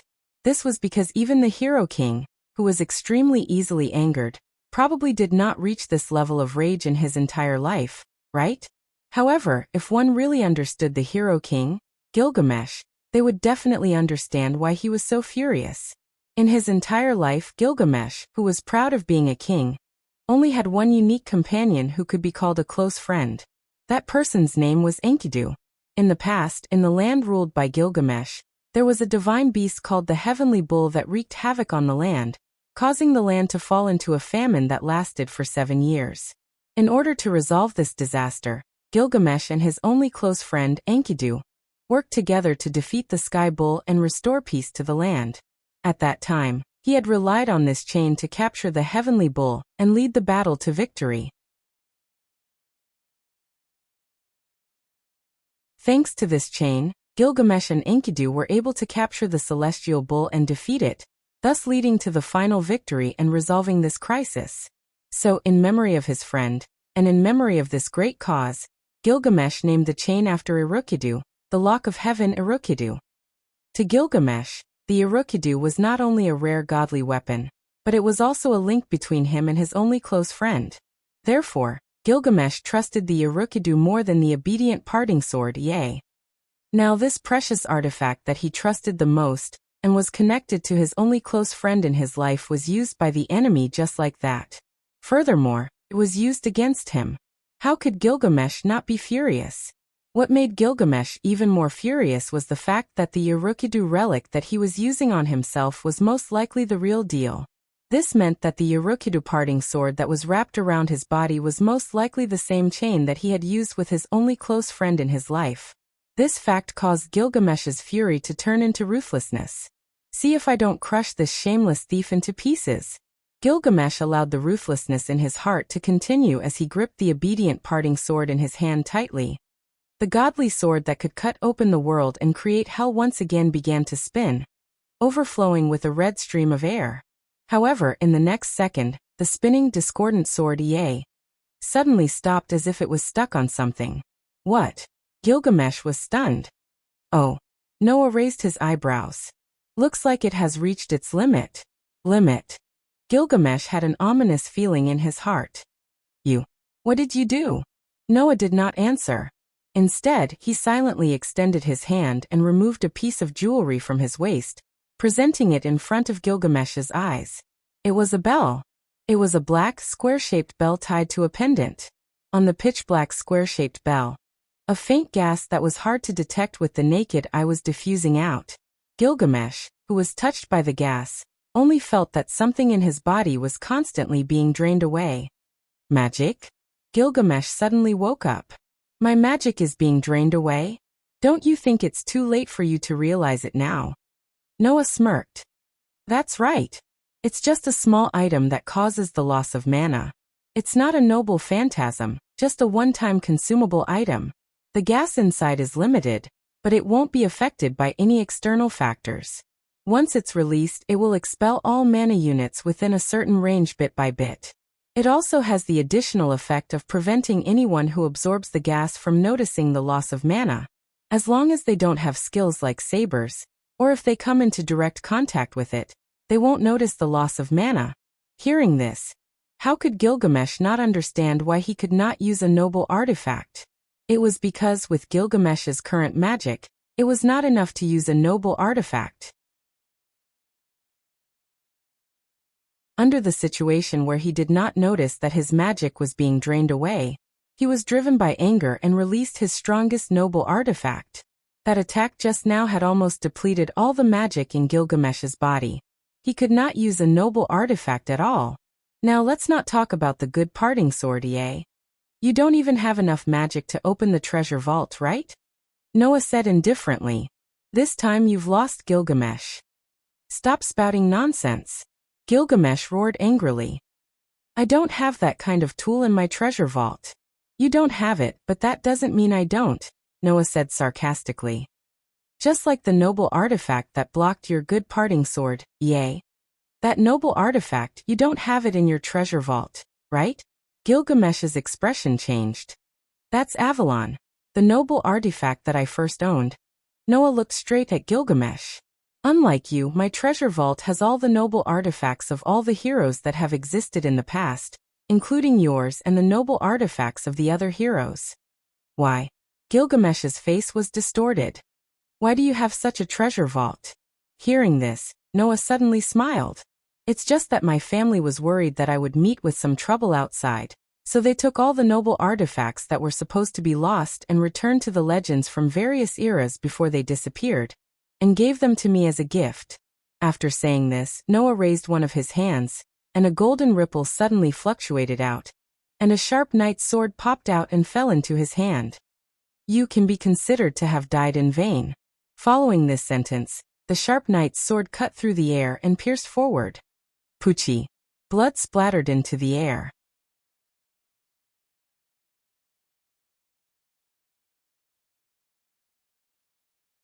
Chapter 808. Poochie. Accompanied by a ripping sound, the knight's sword mercilessly pierced through Gilgamesh's heart and came out from his back. Crimson blood splattered onto the ground. Gilgamesh's eyes widened. His entire body stiffened on the chains that wrapped around his limbs and torso. He could not even move an inch. Fresh blood flowed out from the corner of his mouth. Following gravity, it dripped onto the ground together with the fresh blood from his pierced heart. Not long after, it accumulated into a pool of blood. As his body gradually lost its strength and vitality, the discordant sword in Gilgamesh's hand slowly slid down. With a crisp paw sound, it smashed onto the ground, turning into particles of light and dissipating into the air. Without a doubt, this was a fatal wound. Under normal circumstances, due to the fact that a servant was a spirit, even if his heart was pierced, he could still be healed. It was not a fatal wound. Gilgamesh obtained a body during the previous Holy Grail War. Thus, he could maintain his current state in this world without consuming any magic. However, because he obtained a body, if his heart was pierced, it was undoubtedly a fatal wound. Thus, Gilgamesh's vision began to blur. Was it painful? Of course it was painful. Was he unwilling? Of course he was unwilling. However, compared to the pain and unwillingness, Gilgamesh was more concerned about another problem. At that moment, Gilgamesh, who was bound by the chains and hung in midair, lowered his head and squeezed out these words with difficulty. "You, who are you?" It was a legitimate question. After all, how could an ordinary person possibly have a way to retrieve the treasures that were about to be lost in every era at the moment of their disappearance, collect them, and put them into a treasure vault? With such an existence behind him, and the identity of Noah who obtained this treasury from him, how could he be an ordinary person? Thus, this was a legitimate question. Towards this legitimate question, Noah only replied with such a calm answer. "Noah Doria. That's my name." "No. Dole." Gilgamesh couldn't help but repeat the name again. As if he didn't see Gilgamesh's reaction, Noah pulled out the knight's sword from Gilgamesh's heart. With a swing, the blood on the sword was flung to the ground. Gilgamesh just stared at Noah, his whole body trembling.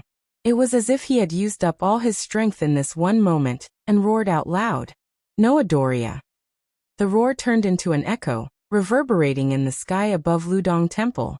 In the next second, Gilgamesh's body slowly turned into a cloud of mist and disappeared into the air. Gilgamesh, leave the stage. In the end, the battle between Noah and the ancient king, who stood at the peak of all heroic spirits, ended with Noah's victory. It was believed that this would be an unbelievable result, but it would also be a result that people would take for granted. Of course, it was unbelievable that such an existence would be defeated by a human. It was natural that after Noah received the gate of Babylon from Gaia and Aleia, the result was destined to be like this.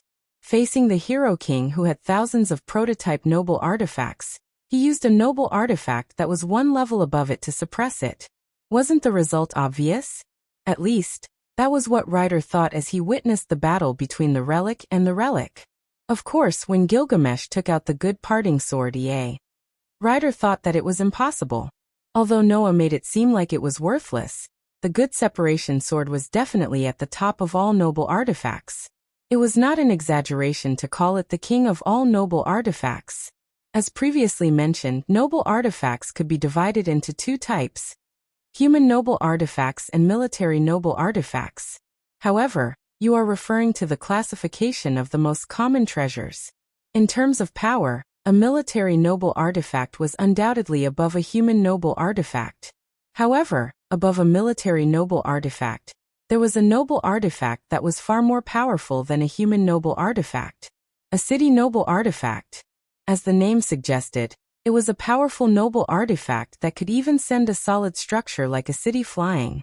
The difference between a human noble artifact and a military noble artifact was only the difference in effect and range. However, once it reached the level of a city noble artifact, the difference in power would be huge.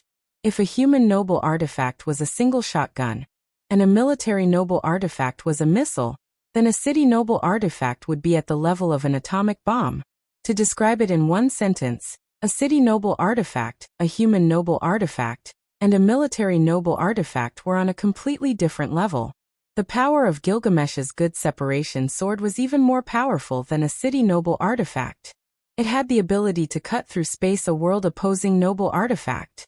As a heroic spirit himself, Ryder clearly knew how terrifying the obedient parting sword was. It was a pity that this relic was still unable to break through Avalon's defense. Therefore, victory belonged to Noah. At this moment, Ryder could not help but think. Noah had said that he had all of Gilgamesh's noble artifacts in his treasure vault. Even Gilgamesh did not have one, but he had one. In that case, did that mean that Noah also had that terrifying world-defying relic? What's more, it's an authentic one that's even more powerful than the one Gilgamesh had just used. At this point, even Ryder didn't dare to continue thinking about it. At this moment, Noah's voice was heard. "Let's go, Ryder." Noah did not even look in the direction that Gilgamesh had disappeared in. He walked in another direction without any hesitation. To solve the final problem. Ryder nodded silently and followed behind Noah. At the last moment, Ryder had this thought in his mind. I don't seem to know my master that well. If he still had the chance to stay in this world after destroying the Holy Grail, he really wanted to understand this unfathomable master and stay by his side. On the other hand, while Noah and Gilgamesh were fighting, Rin and Osaka and Saber were running through the forest towards the lake. The lake was in Ludong Temple. Therefore, even though it was a little far from the mountain gate, since it was in Ludong Temple, it should not be too far away. With the use of magic to increase their speed, Rin and Osaka and Saber only took a few minutes to reach the lake. The view in front of them suddenly opened up. It was no longer the same forest, but a lake. However, the moment they saw the lake, Rin and Osaka and Saber froze as if they were petrified. Looking at the scene in front of them, both Rin and Osaka and Saber were speechless. In the end, Rin and Osaka expressed his emotions with such a sentence. What's that? In the middle of the lake, a huge piece of meat was wriggling in disgust as it continued to increase in size. Above the huge piece of meat, in midair, there was a dark hole. In the dark hole, mud that was darker than anything else in the world gushed out like magma and fell into the lake like a waterfall, dyeing the entire lake pitch black. Rin and Osaka and Saber felt a shocking amount of magic from the black mud. It would be better to say that the black mud was the magic power of the Holy Grail after it had been materialized. However, this mana was no longer pure. Instead, it had been tainted with a curse and had become mana with a curse nature. Therefore, Rin and Osaka and Saber's expression changed when they saw the violent resentment rising from the black mud. They could not help but take a step back. Hee, little girl from the Osaka family, the Night King of the Sword Spirits. Are you the only two here? A sinister laugh came from above and entered Rin and Osaka and Saber's ears. The two girls' expressions froze as their hearts sank.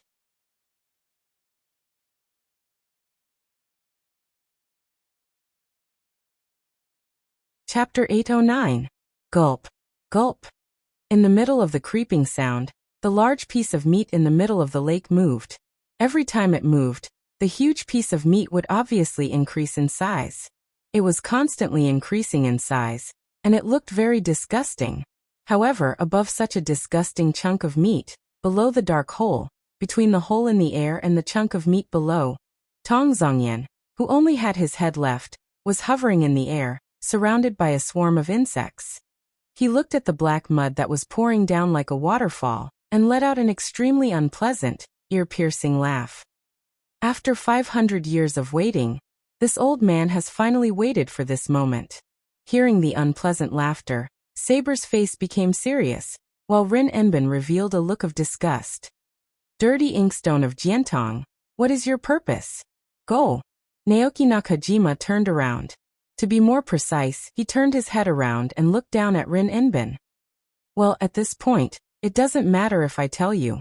Little girl from the Enbin family, my goal is to obtain immortality. Immortal?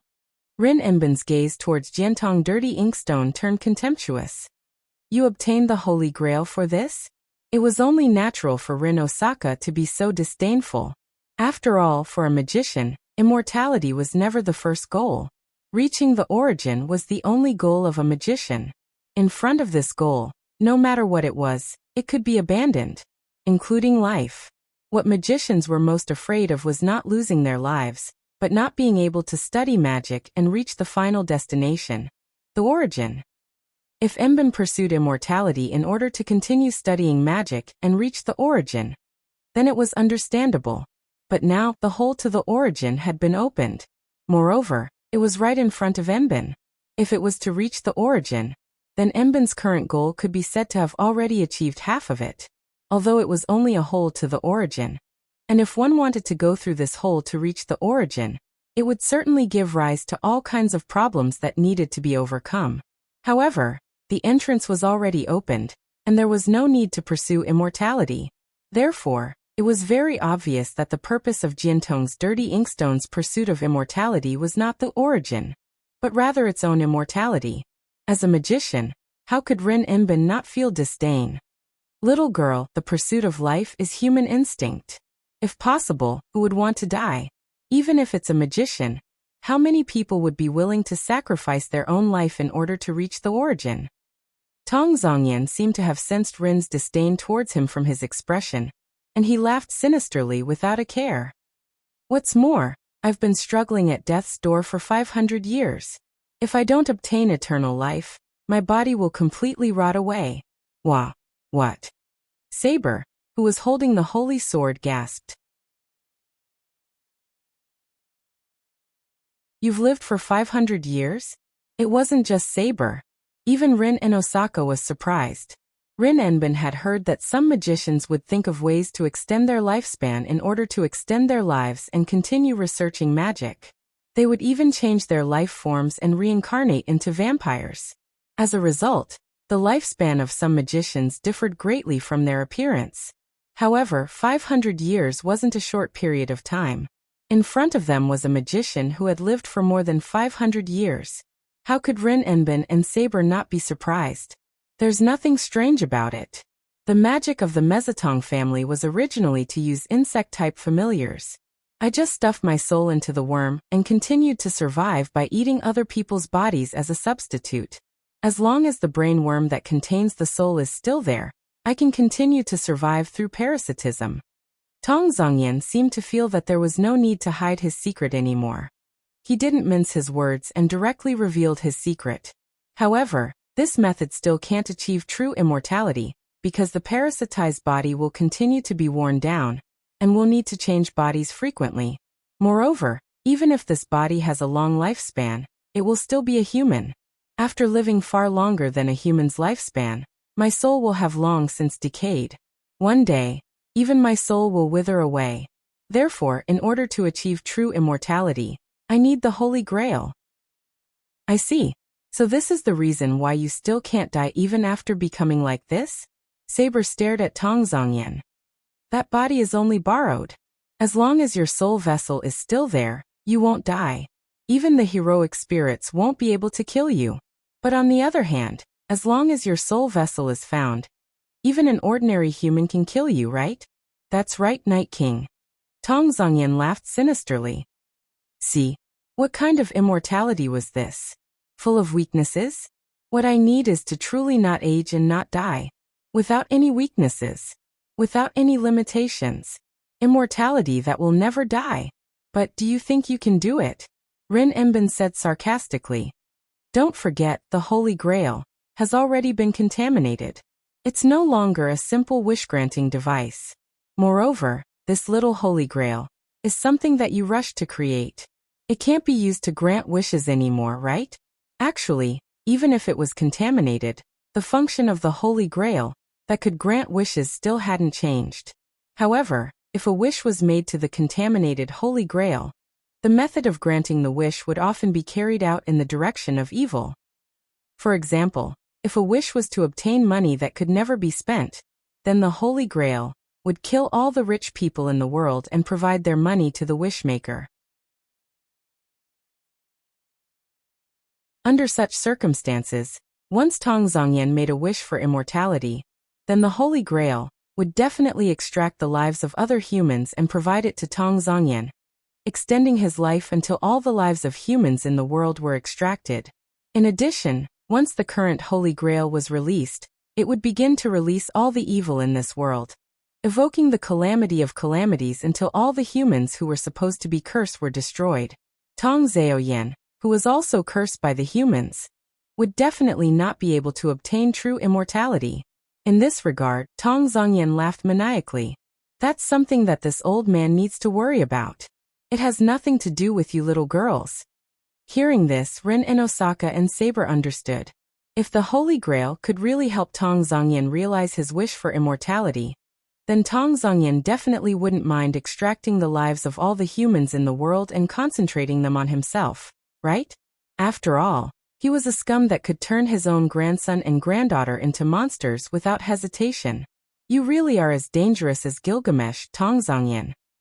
Saber raised the holy sword in her hand, pointed it at Tong Zongyan, and said with a face full of determination, I will definitely not let you succeed. I will definitely destroy you and the Holy Grail, together. That's it, Tong Zongyan. Rin and Osaka stared at Tong Zongyan and said with an emotionless voice. No matter what, even if you have lived for more than 500 years, you are still no match for a servant. Not to mention, you are facing the strongest of the 7 classes, Saber's servant. You should just disappear here with the Holy Grail that you desire. Haha. Ha ha ha. Tong Zongyan suddenly laughed and said such a sentence. Little girl, do you think this old man doesn't understand something that even you understand? Why do you think I lured you all here? Lured? Rin and Osaka and Saber's heart skipped a beat. At this moment, Saber seemed to have felt something. She suddenly turned her head and looked behind Rin and Osaka. There, a wave of black mud that was like a lurking python suddenly jumped up and turned into a black mud flow, enveloping Rin and Osaka's direction. Rin. Saber did not hesitate and directly rushed out. She leaned to the side and sent Rin and Osaka flying. Then the black mud flowed down and enveloped Saber, who had replaced Rin and Osaka's position. You're tuning in to the Li Mei's Sword of Destiny YouTube channel. We're so grateful for your support, and don't forget to subscribe to join us on this incredible journey through captivating stories. Your generosity through donations truly makes a world of difference, as it's the primary source of revenue that allows me to expand and enhance this channel for you. Thank you from the bottom of my heart for being a part of this adventure.